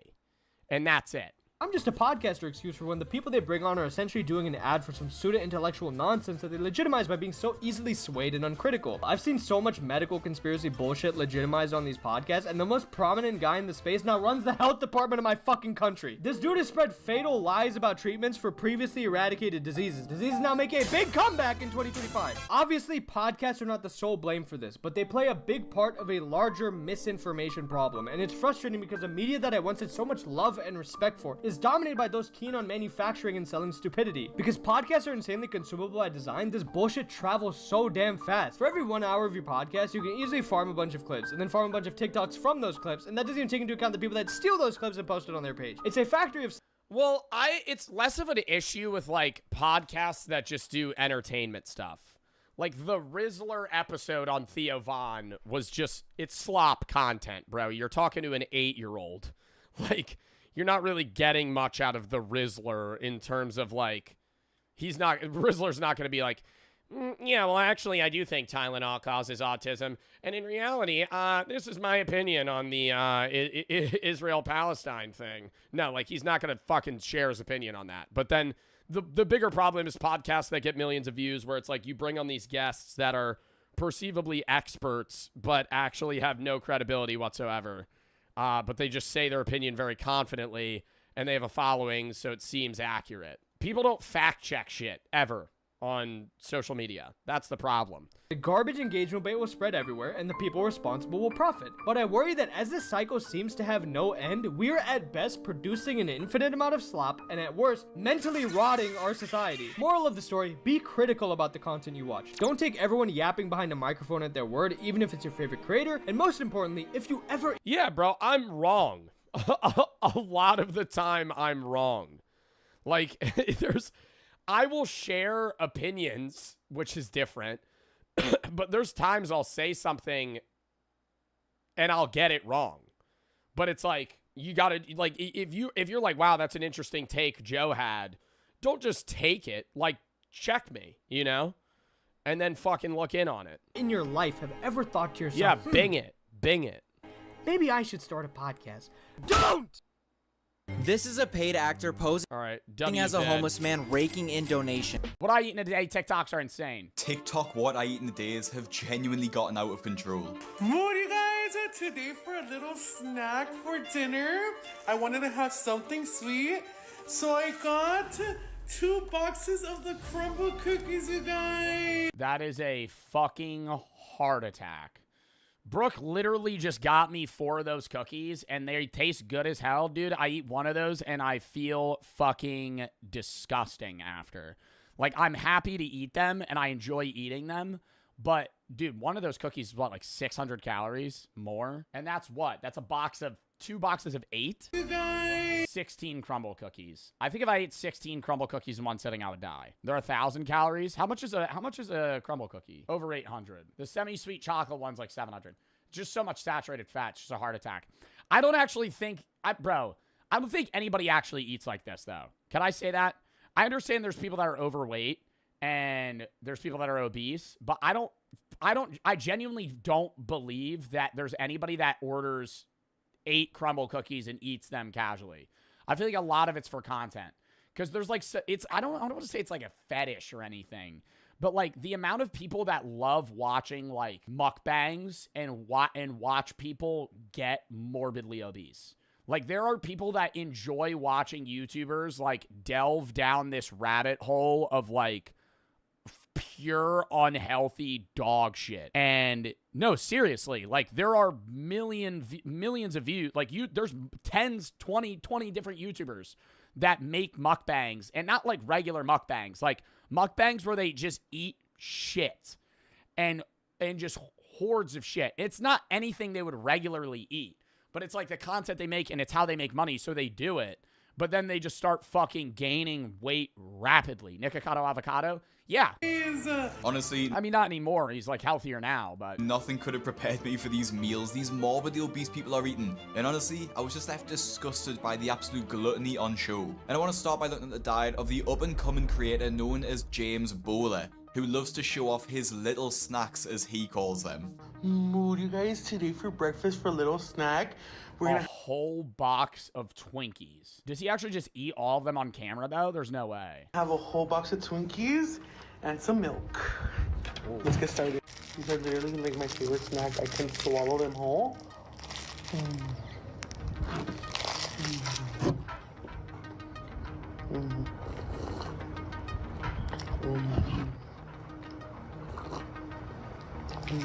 The second one.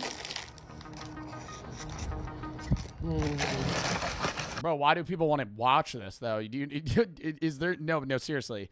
Because it's not ASMR, you know? That's why I was saying it has to be like some weird... Like the moaning. I'm telling you, bro, it has to be like some fetish content. Like there's no way... Because I get the appeal of ASMR, where like somebody eats something that makes like a weird crunchy noise. Bro, what's that? You know that ASMR where they be drinking like slurp juices? Like this.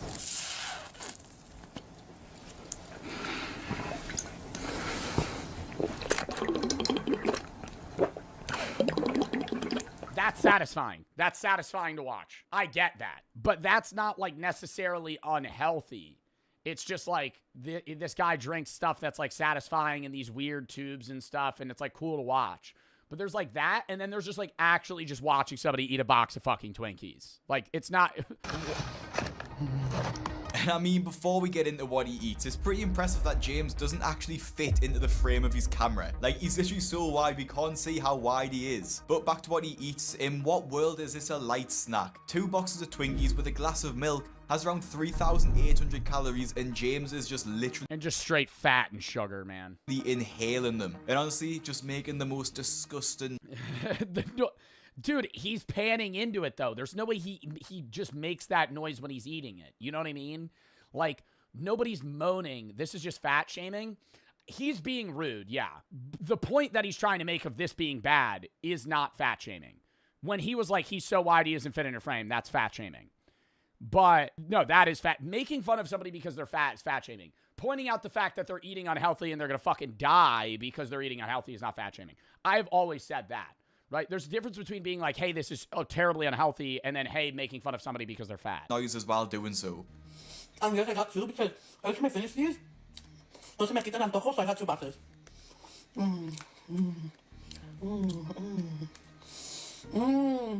Remember, Balance is key. We're going to be having a meal like this. Balance is key. Like, so we have some water. I wasn't going to do Diet Coke, but I was like, I was feeling a little spontaneous today, so... It's rage bait content. I really do believe it's rage bait content. I don't think he actually thinks this.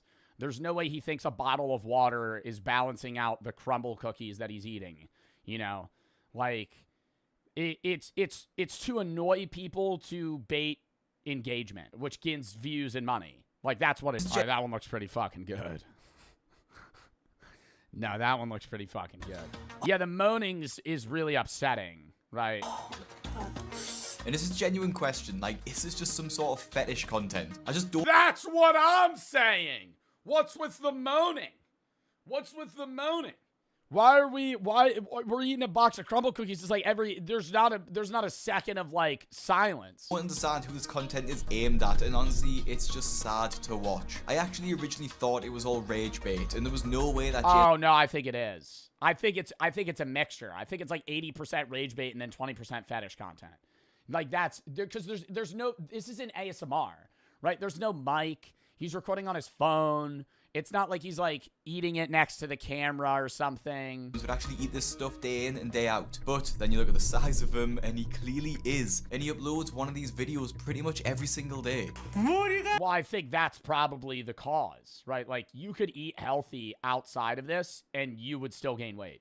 Like, if you're eating 3 caramel cookies on camera, that alone's 1,800 calories. That's like a day's worth of calories.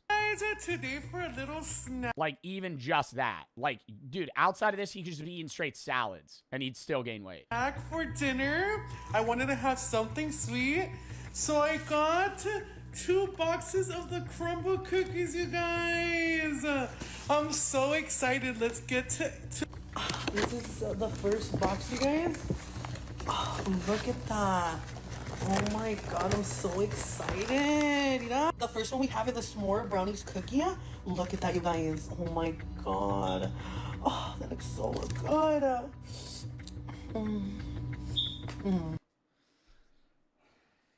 If you were curious about the calorie content of these crumble cookies, it's around 8,600 calories. And there's actually a guy that follows James and comments on pretty much every post he makes with a macro breakdown of what he eats. So this crumble macro guy here, I just fell to my knees at all these. I have a family. I need James to start sticking to a diet.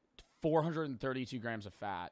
Bro, that just clogs your arteries. 627 grams of sugar. Cookie feast had over speedrunning a heart attack. 627 grams of sugar and 432 grams of fat, and like I said, over 8,600 calories. And this is just beyond sickening, and it's actually a joke that Instagram allowed James to keep his platform and get paid for it. James is without a doubt eating himself to death, and the comments on his video. Yeah, I mean, it's not on the same severity, but like, obesity is a food addiction. Like, that's what it is. Like, and it's one of the hardest I don't want to try and compare addictions, but the problem, and I've said this before, I'll say it again. The problem with food addictions is if you're addicted to crack, you stop doing crack, right? And it's really hard to get off of crack, but you stop doing crack. If you're addicted to food and you use food as a coping mechanism, you can't just stop eating. You need to eat to survive. So it's like, the limiting of that is really, really hard. Yeah, like stress eating as well. It's like, it's a mixture of stress eating and then just poor diet. Know this as well. Like, poor diet and eating bad doesn't equate to morbid obesity. It's like a level of like binge eating. Unfortunately, this dude is literally eating himself to death. He's no doubt a diabetic and on his way to a massive heart attack. With so many people out there struggling to beat cancer and all kinds of ailments, this guy is killing himself in the name of food.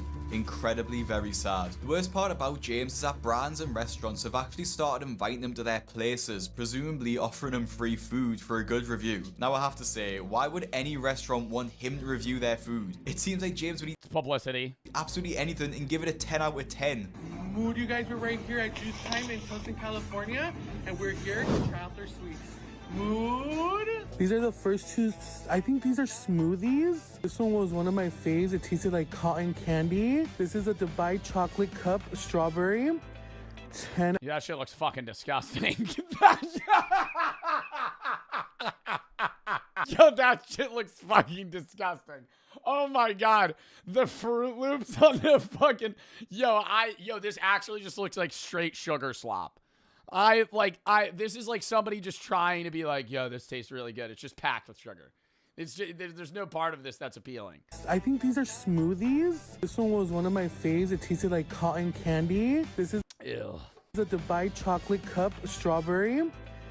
10 out of 10, you guys. Everything is homemade. These are the mini pancakes. We have the Biscoff mini pancakes. 10 out of 10. They're Dubai chocolates. So big, you guys. 10 out of 10, you guys. I suppose actually he is a good reviewer because none of the food will go to waste. But I just can't see how anyone... Alright, now, like, I understand the point in, like, documenting the what I eat in a day TikToks, but, like, now we're just, like, tossing in jabs. Like, that's rude. Would look at James and want to eat what he eats. In fact, I would be staying well away from anything that he eats. James also isn't the only one who's making a big impact on Instagram. And actually, there's thousands of fat people sharing their What I Eat in a Day videos. Everything I eat in a day as a fat girl.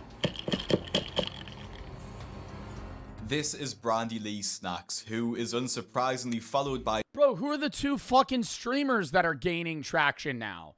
It's like, I understand it's like people laugh at it because it's funny, but it's like, dude, it's concerning. Like, that, yeah, Jay Bullen. And he acts like he's passing out. Yeah, Tismala and Jay Bullen. And they'll eat it and they'll go, oh!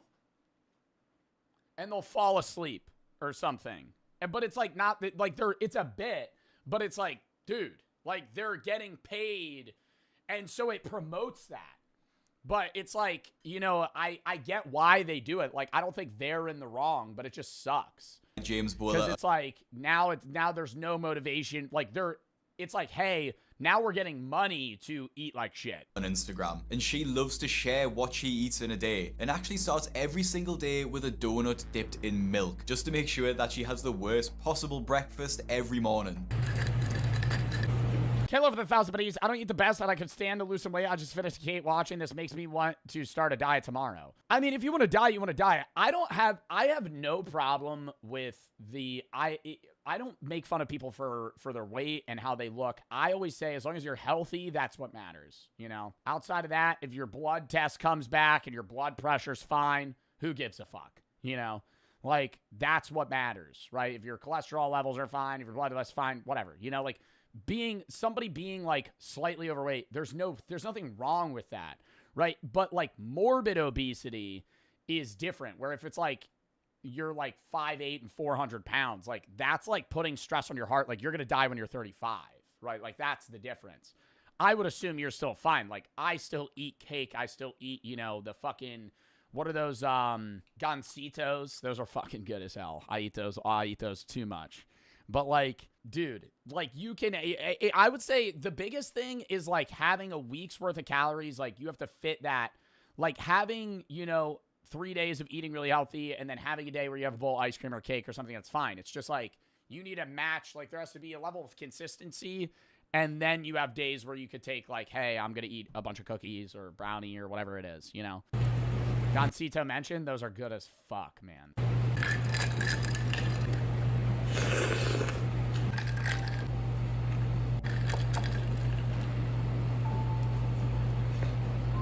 Iced chocolate milk. Like, look at that. Looks like a dry ass. Like, look at that. Looks like a dry ass fucking baked good. Oh my god. Like, that does not. look at that.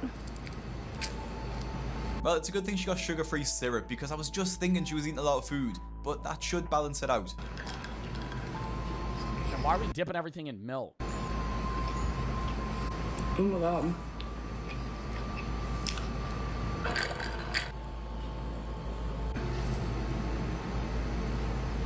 These cookies are amazing.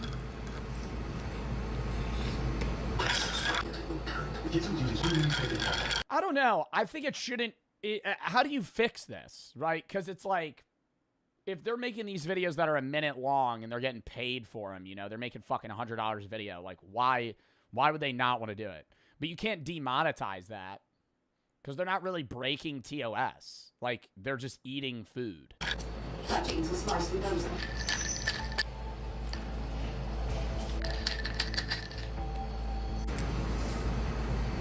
The shits are insane. Oh my god, the diarrhea, bro. Oh my god. Straight diarrhea. Going into that bathroom. Liquid shits. Liquid shits later, bro. She says she's starving. It's on this level of self-harm. Yeah, but you can't. No, you can't. No, because if somebody... You can't, no, you couldn't put that in TOS because it would be discriminatory. Because then if I on stream ate 10 Twinkies, people would be like, damn, that's bad. Like Jinxie. Jinxie lost the Roblox 1v1 with me. He drank a 2 liter of Sprite. That's like 300 grams of sugar.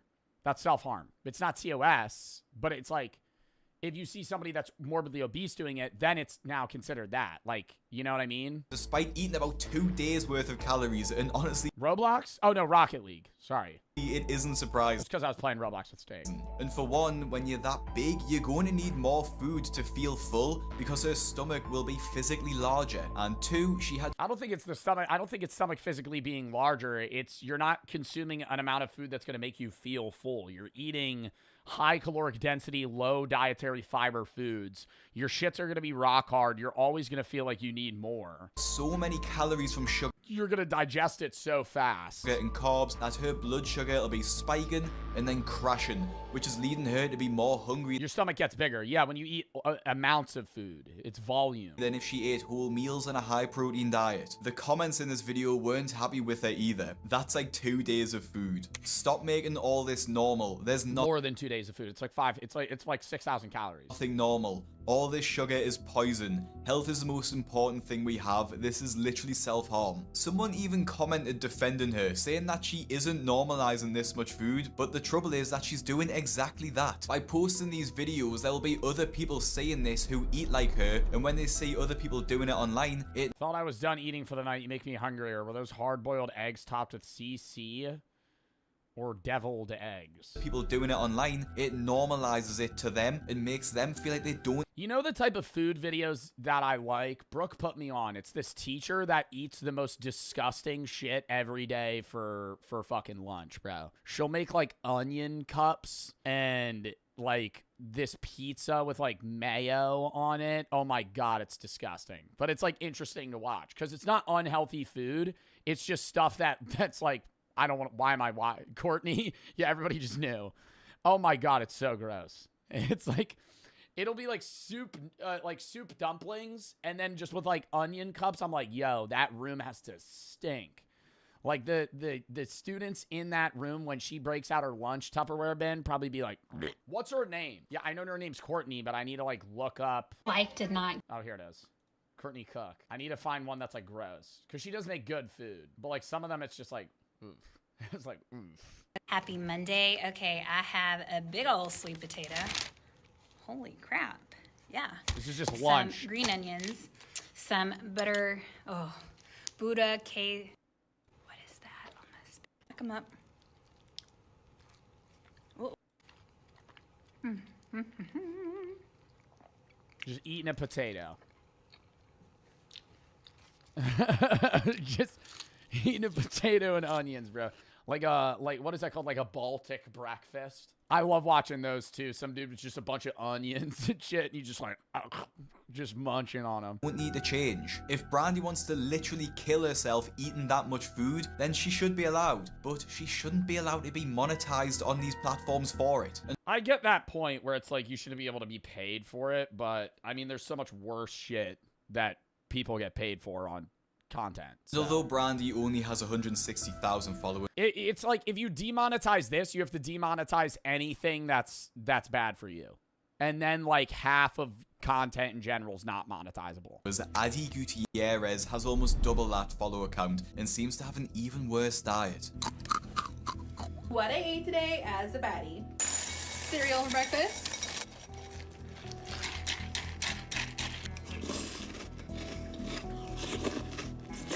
I mean, again, she is just another influencer starting the day off with a massive bowl of sugar. I get cereal's convenient and a lot of people watching this video will probably eat it, but just take... Yeah, I used to eat cereal every day before school. Some time to look at... Something you gotta grow out of, though. I think, like once you're out of high school and you're eating... You can't be eating, like, just straight, like, Cocoa Pebbles for breakfast. That's like a dessert thing. I eat cereal for dessert now. Start of the day, bro, you gotta be eating, like, egg whites, bagel, you know, some shit like that. Fruit, if you want sugar. Not like, or cereal, yeah, like Weetabix. Or even, like, mini wheats, bro. Like, that's, like, better, at least. You're getting, like, good calories. How much sugar is in your breakfast? Starting the day with a bowl of Trix. Cereal, and I can guarantee you will be surprised. Like I said before, eating this sugary cereal is an awful start to your day, and it'll just leave you feeling hungry later. And then, to make things worse, she has about 4 portions of it in just that one bowl. Good morning, baddies. Double Red Bull. Sugar-free, of course. Yeah, I gotta say, the original Red Bull flavor is fucking ass. It is so bad. And Red Bull did a great job marketing wise with like relating Red Bull to like sports and like energy and even like most alcoholic drinks at bars, like mixed drinks, like shots and shit, use Red Bull. So, but that's also one of the reasons I hate it. Like if I'm drinking and I smell Red Bull, it's not that bad. But if I'm like sober and I smell just a regular Red Bull, I'm thinking of Jaeger bombs. And that shit, fucking gross. Gross. Sugar-free Red Bull. No. And the original flavor is just bad. What is that? I made a quesadilla with hot Cheetos and hot mac and cheese. Hot. Bruh. Olipop. Now, before she's even got changed out, that balances it out. That has prebiotics. Out of her pajamas, she's probably honestly had about 2,000 calories in just an absolute mess of food. And I don't know if this is an American thing, but who puts Cheetos into a quesadilla? Now, it's a good thing she has those 2 Red Bulls because her Dude, I've done that before. There was this, I went back when I used to do TikTok more. Dude, there was this one time I got home from a bar drunk and I felt unhealthy, so I just ate like 2 raw green bell peppers, and I was like, yeah, that'll probably balance it out. That'll probably balance it out. I had 2,000 calories worth of fucking alcohol. energy levels will that'll probably do my stomach right. Be absolutely through the floor by the time it gets to dinner time. Red. For dinner, I have some steak and some taters. Yeah, can we eat it? Can we eat it with a fucking fork and a knife, bro? What are we doing? What are we doing? What are we doing? Oh my god.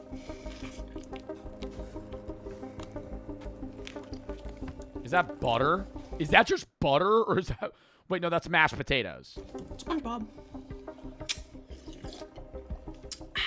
Delicious. Now, is it just me that gets pissed off watching that? It's just the absolute height of gluttony, and it's honestly just gross to watch. And again, the comments are absolutely brutal on this post, with people asking if she's trying to have a stroke, and another even asked if this was a standard American diet. Yup, that's how that's how everybody eats. Now, I know this isn't the standard American diet, but actually 40% of Americans are obese, so it has to be at least... Yeah, but bro, even the average obese American doesn't eat like that. The average obese American just eats like an extra meal of the day that's like ultra processed and unhealthy. Like I feel like dieting is really hard, but like it's just a matter of cutting out like the shit, right? Like people just don't eat fucking... Dude, just swap shit out. It's like people are like, oh, well, I don't want to diet, I'm hungry. But I'm like, you're hungry because you eat like fucking shit. Like, swap out the bad stuff for like vegetables, man. Like if you eat 2 cups of cooked broccoli, you're full for so long, you know? But if you're eating a fucking processed sandwich of sorts with like white bread, meat, cheese, and then fucking just like mayo, you know, and then on top of that, you're having like a bag of chips. Like, that's gonna fucking flood right through you. Similar to what a lot of people are eating. Now, the reason I get annoyed at these videos isn't just because of the fat. And despite... Does the FDA even do their job? Dude, the FDA just ensures that shit is like safe to eat. They don't really like restrict people. And even on that, the FDA is so loose with US rules. Like, the majority of the stuff that we have is like highly processed with like chemicals and other preservatives that other countries can't have. What people online might think, I don't hate fat people. I get annoyed at these videos not just because they're normalizing these awful diets, but because they're being rewarded for it too. Like I showed with James Bowler before, not only do they get free meals, but they get paid by these platforms in the form of ad revenue.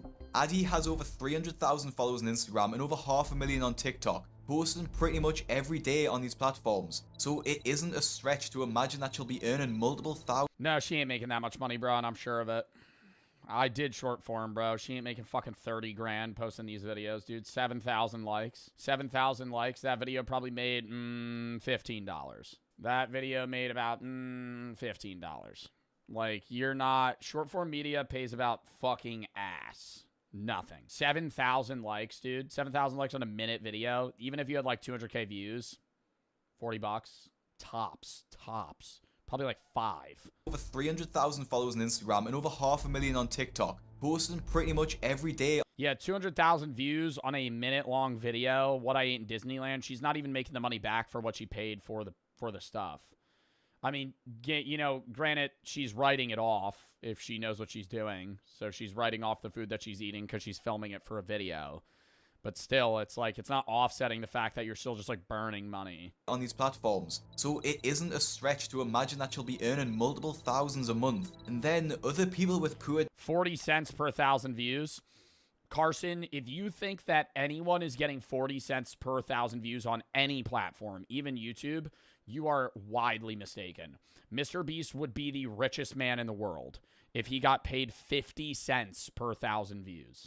Are you crazy? Diets will see this. Most of the time, like, my CPM, wait, actually, no, I think you're right. 50 cents per 1,000 views on TikTok is crack.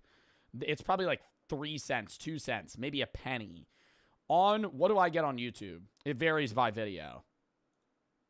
How do I see that? Yeah, CPM on YouTube anywhere is between like 4 and like 8. So like $4 a 1,000 views. And start recording. That's YouTube on hour-long videos. On TikTok, regular CPMs gotta be like less than a penny. On themselves eating, thinking that they can make money while eating. And then the only way they get attention by doing this is by eating bigger and bigger meals, which just puts more strain on the health and society. And then when people like Addy get more money, it's pretty obvious what to spend it on. Facebook pays hella good then, that's what I make. Meta pays more. On Facebook in general, they just jam ads, and the ads are more valuable because the audience is older, and older people buy more products. The older your audience, the more money you make for ads. What I ate 16-year-old's a lot less likely to buy a product than a 35-year-old. today as a fatty. Good morning, fatties. I got a core power and Heavenly Hunks cake batter flavor. So that's my breakfast. We got In-N-Out.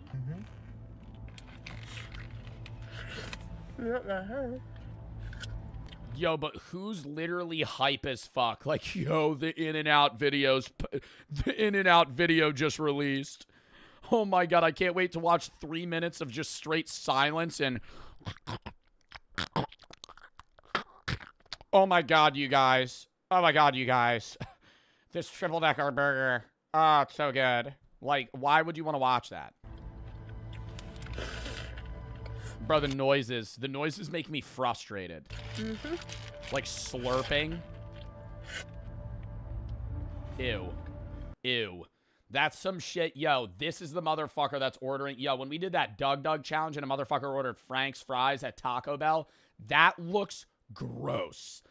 That looks fucking disgusting. No, actually, if you ever have the money and you want to do some dumbass challenge with your friends, do the Doug challenge. Go, yo, I'll have what the person in front of me ordered. And I guarantee you 8 out of 10 times they're going to order the most gross ass meal. Bro, what happened to a motherfucker ordering just a regular burger? What is that? What is that? What is that pink slop on top of those fries? Those are wet. You're dumb as fuck. That looks so good. Yo, that's the problem with the United States, man. Genuinely. Genuinely. You think that looks good. Dude, those fries look bland as hell. They're covered in cheese sauce and they're wet. They always stick together anyway. Your mother's so old that her breast milk is powdered. You breastfeed like this. We got a hot cocoa beignet and a peppermint candy beignet. Let's taste them. Here's one. Don't like it already. Okay. Okay, hot cocoa. That one's pretty good. Trying a normal beignet, but they've been sitting for like an hour or two, so they're not that good. Okay, well that was it for my very short and sweet what I eat in a day. Notice how none of the food she ate this day is home cooked. And that is something that she does all the time. Bro, I don't think it needs to be home cooked, bro. That shit just looks... Bro, that is actually just fucking slop. Because she can afford to eat out all the time. That looks so bad. Yo, I'm getting mad at the chatter that said that looked good. I'm sorry. Yo, those look like the worst fries ever. They're fucking pale. They look frozen. They look cold. They're sticking together. Dude, are you insane? Those look so bad. The sad thing about a lot of these accounts is that people actually support them, and it isn't just other obese people who want this unhealthy lifestyle normalized, but it's actually people that get turned on by it. I found one account during the research of this video by a guy who said he was taking his fitness journey seriously while literally bragging and holding his belly, showing off how fat he'd gotten. And the comments in the video are all love hearts and calling him perfect, while he's literally killing himself by eating massive amounts of food. And although this guy's videos are clearly fetish content, the video that Addy and the others make also feed people's frankly disgusting fetishes, although maybe not directly, but it's still... It also is like a snowballing effect of people compare their health to those around them a lot of the time. And if everybody around you is absurdly unhealthy and you're also witnessing these people be really, really unhealthy online, it actually makes you feel better about your own health. In like a weird Schadenfreude, you know, pleasure from other people's pain. You're witnessing this person like eat themselves to death. And you're like, oh, you know, maybe I'm not that unhealthy. Just as bad. It's blatantly obvious too, because when they post a video that doesn't go viral, the only people that are commenting are from men, just posting heart eye emojis about her. And I mean, a feederism fetish has got to be one of the worst that I can possibly imagine. I just can't imagine finding somebody eating their body weight in food attractive at all. What I ate today as a fatty. For breakfast, we got cookies.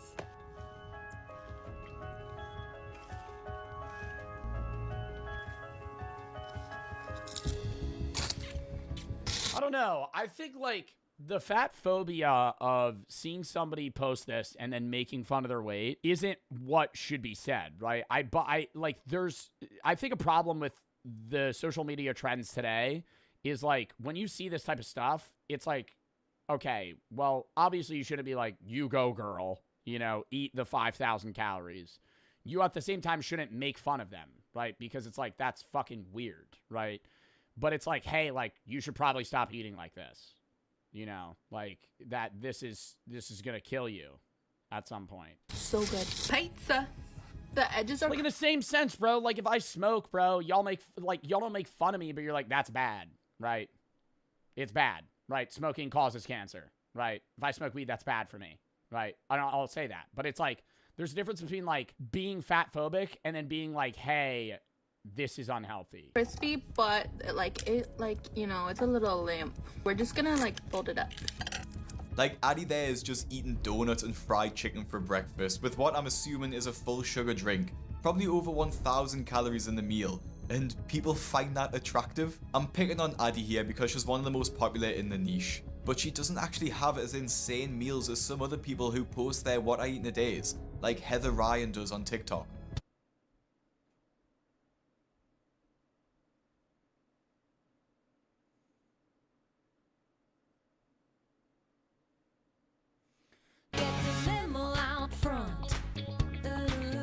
Does anyone believe that she only had one piece of chocolate? Every shoe, every color.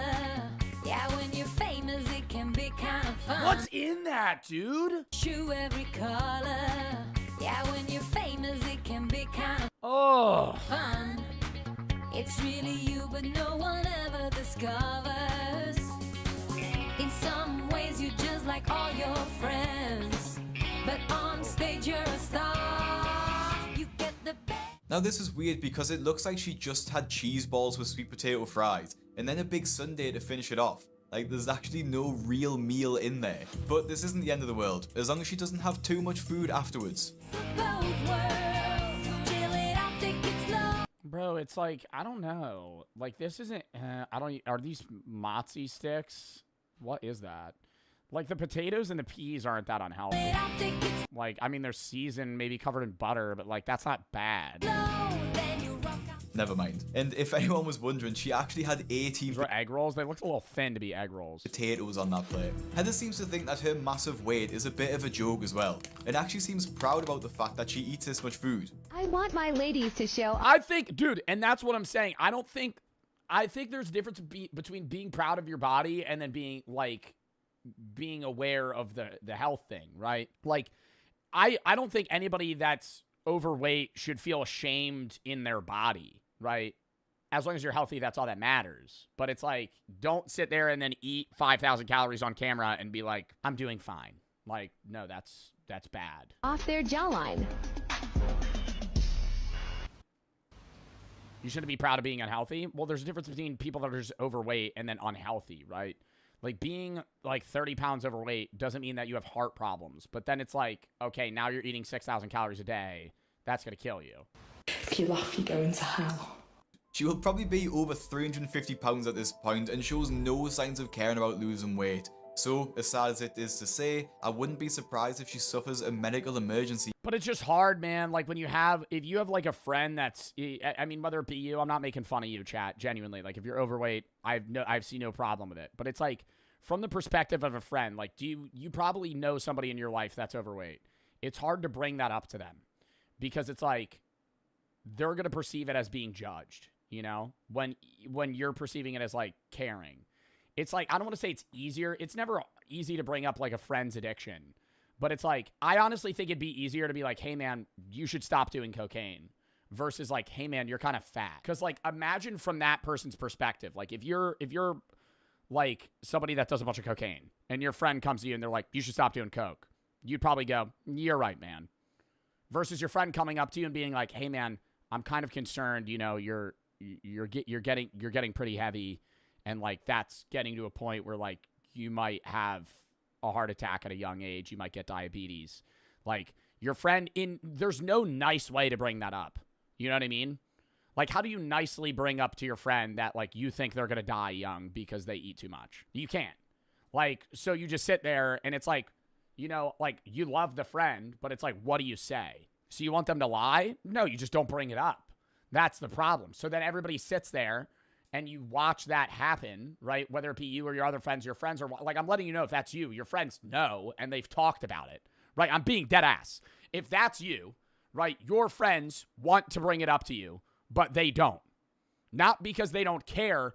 It's just like, how do you, in a non-rude way, tell your friend you think they're getting to an unhealthy level of weight? You can't. In the near future. Honestly, I haven't got That's so sad. It's a problem in the US, man. Like, you just can't bring it up. much else to say about these fat TikToks. I just find them disgusting, and I seriously hope that TikTok and Instagram stops these creators from being able to monetize themselves eating massive amounts of food and normalizing obesity. Because they know, you know, it's not like they're oblivious to it. It's like, so it's like you're just bringing something up that's like, it's just going to come off as rude. Like, if you have a friend that gains 50 pounds in 2 years in just fat, like, not muscle, like, you're going to witness that and you're going to be like, oh, wow, like, you're like, in your head, you're going to go, you know, you should probably lose weight. But, like, you're not going to say that to them because that's fucked, right? It's like, even if you're coming from a caring perspective, I will say it is gotta be real with them. I mean, yeah, but it's just like, I get it being tough. just Instagram and TikTok that allow this now. YouTube actually demonetized my video about the craziest meals in my 600-pound life because they want to steer people away from Telling your friend that's addicted to cocaine is the same thing. No, see, here's the problem. You tell your friend that they're addicted to cocaine and they need to stop. They could just stop. But if you tell your friend that you think they're overweight, then they're gonna feel they're gonna feel like insecure eating around you. You know what I mean? Like, anytime they ever eat unhealthy around you, they're going to feel insecure, right? They're going to feel like you're judging them, right? Even if you're not, right? That's the problem. It's like, if you tell your friend you should stop doing cocaine, he's going to be like, yeah, I should probably stop doing cocaine. And you could judge him when he does coke. You could be like, you shouldn't do that, right? And now imagine you tell your friend, hey, man, like, I'm getting concerned about, like, your weight. Like, I think you should lose weight. Then you and him go out to eat fucking 3 months from then, and he orders, like, cheesecake for dessert. In the back of his head, he's going to be like, this guy's judging me. making this type of content. It just means Quitting cocaine isn't that easy. I know, dumbass. I'm saying it's easier to fucking judge somebody for doing coke than it is for fucking eating a cheesecake, okay? I'm saying, like, do you understand the point that I'm trying to make? I'm saying your friend's not going to feel insecure when it like, your friend already knows coke's terrible, right? If you're doing cocaine, you know that's fucking horrible for you. But if you're eating a cheesecake, you could reasonably be like, all right, that's not bad for me. Even if you're, like, on a diet, right? People that are losing weight still eat bad here and there, right? You're giving yourself a cheat meal, right? But they're constantly going to feel like bad about eating around you. I need to be a bit more careful. It's like this fucking, it's like an unseen, like it's such a complex problem that on surface levels, like, just tell them they need to lose weight. It's not that easy. What I say in videos. Now, this was a bit of a different style of video for me, and if you want me to look at more What I Eat Today TikToks, let me know, and send me some on Instagram at BigCraigYT. Make sure you subscribe so don't miss a video. And if you like this— oh my god, man, that was like a really upsetting video, dude. Feeder content, nobody makes noises like that when they eat. Oh yeah, now if you're moaning, I'm not a food addict, I'm an alcohol addict. Imagine if I made What I Drink in a Day videos that were me slamming shots at Everclear. That's what I'm saying. It's normalized. It's normalized. If you're like What I Drink in a Day, and then it's like you're just fucking on your 15th beer on a fucking Wednesday, you'd be like, yo, you're an alcoholic. Like, that would be like, you're like, dude, you're killing yourself. Like, this is bad. Right, but with food, it's like such an obscure problem because you need to eat, and everyone eats like shit. And inhospitable environments. Once you compare moon landing footage to Teletubbies, you can never unsee it. Over the hills and far away, Teletubbies come to play.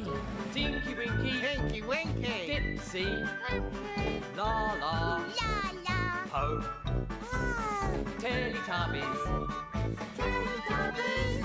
Oh my god. Hello. And this is only the tip of the iceberg. Once you start viewing the show through this lens, everything that once seemed like weird, pointless nonsense suddenly takes on a whole new meaning. The Teletubbies live in a bunker-type structure beneath a hill, a shelter designed specifically to survive a— oh my god, it'll look like a nuclear fallout shelter. So this just goes fully underground in this little divot here that keeps them safe. A hill, a shelter designed specifically to survive a harsh environment. The Teletubbies are surrounded by advanced technology that obviously these dumb baby creatures didn't make.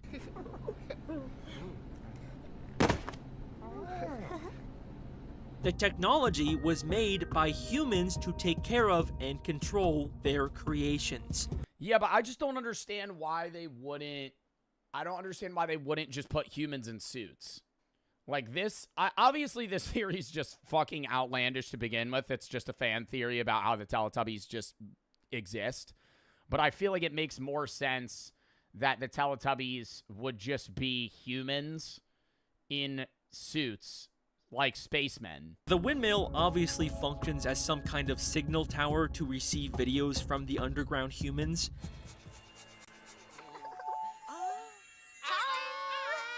But it also works as a form of renewable energy in this world without any functioning human infrastructure. Teletubby Land itself is covered in plants, the only form of life that would be able to adapt and thrive in harsh sunlight. The Teletubby— you think plants would be able to adapt that heavily? I mean, maybe that's why everything looks weird as fuck, and everything's so far apart. There's no, like, dense forests. It's all just, like, random individual plants. Shelter has been completely covered in grass, and we see flowers suddenly popping up all the time.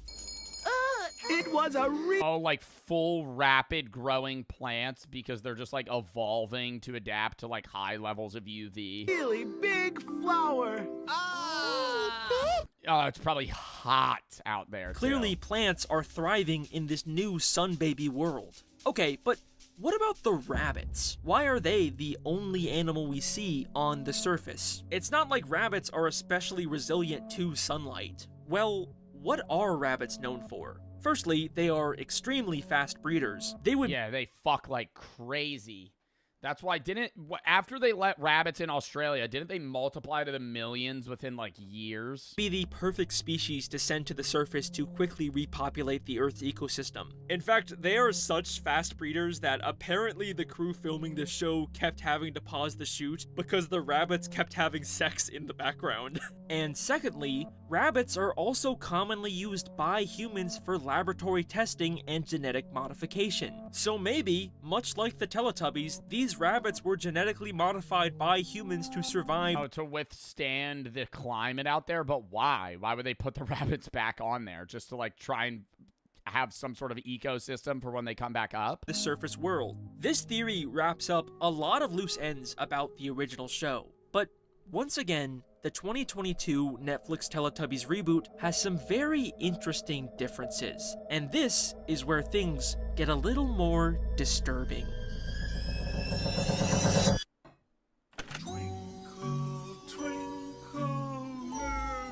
The others? So the new Teletubbies reboot has 3 very interesting changes. First, as I've already explained, the human videos are now with Julia in a post-Teletubby world. They no longer just show old random videos of humanity. Suddenly, everything is now custom-made for the Teletubbies. Second, there are now Tiddly-Tubbies in the bunker. What? Oh, these look weirdly animated, though. This just looks like Cocomelon. Where are their reproductive organs? I feel like it's in their TV. Like they remove a panel and like a plumbus pops out. These horrifying CGI. The Teletubbies had to have fucking, you know, got it on to create mini Teletubbies. Monstrosity. You don't know. They're aliens. Maybe they just go, and then one pops out. Or they asexually reproduce. Like budding. Like they're like potatoes. New baby Teletubbies that just exist now with no explanation. And finally, the strangest change of all. Every episode, the baby son has a completely new face.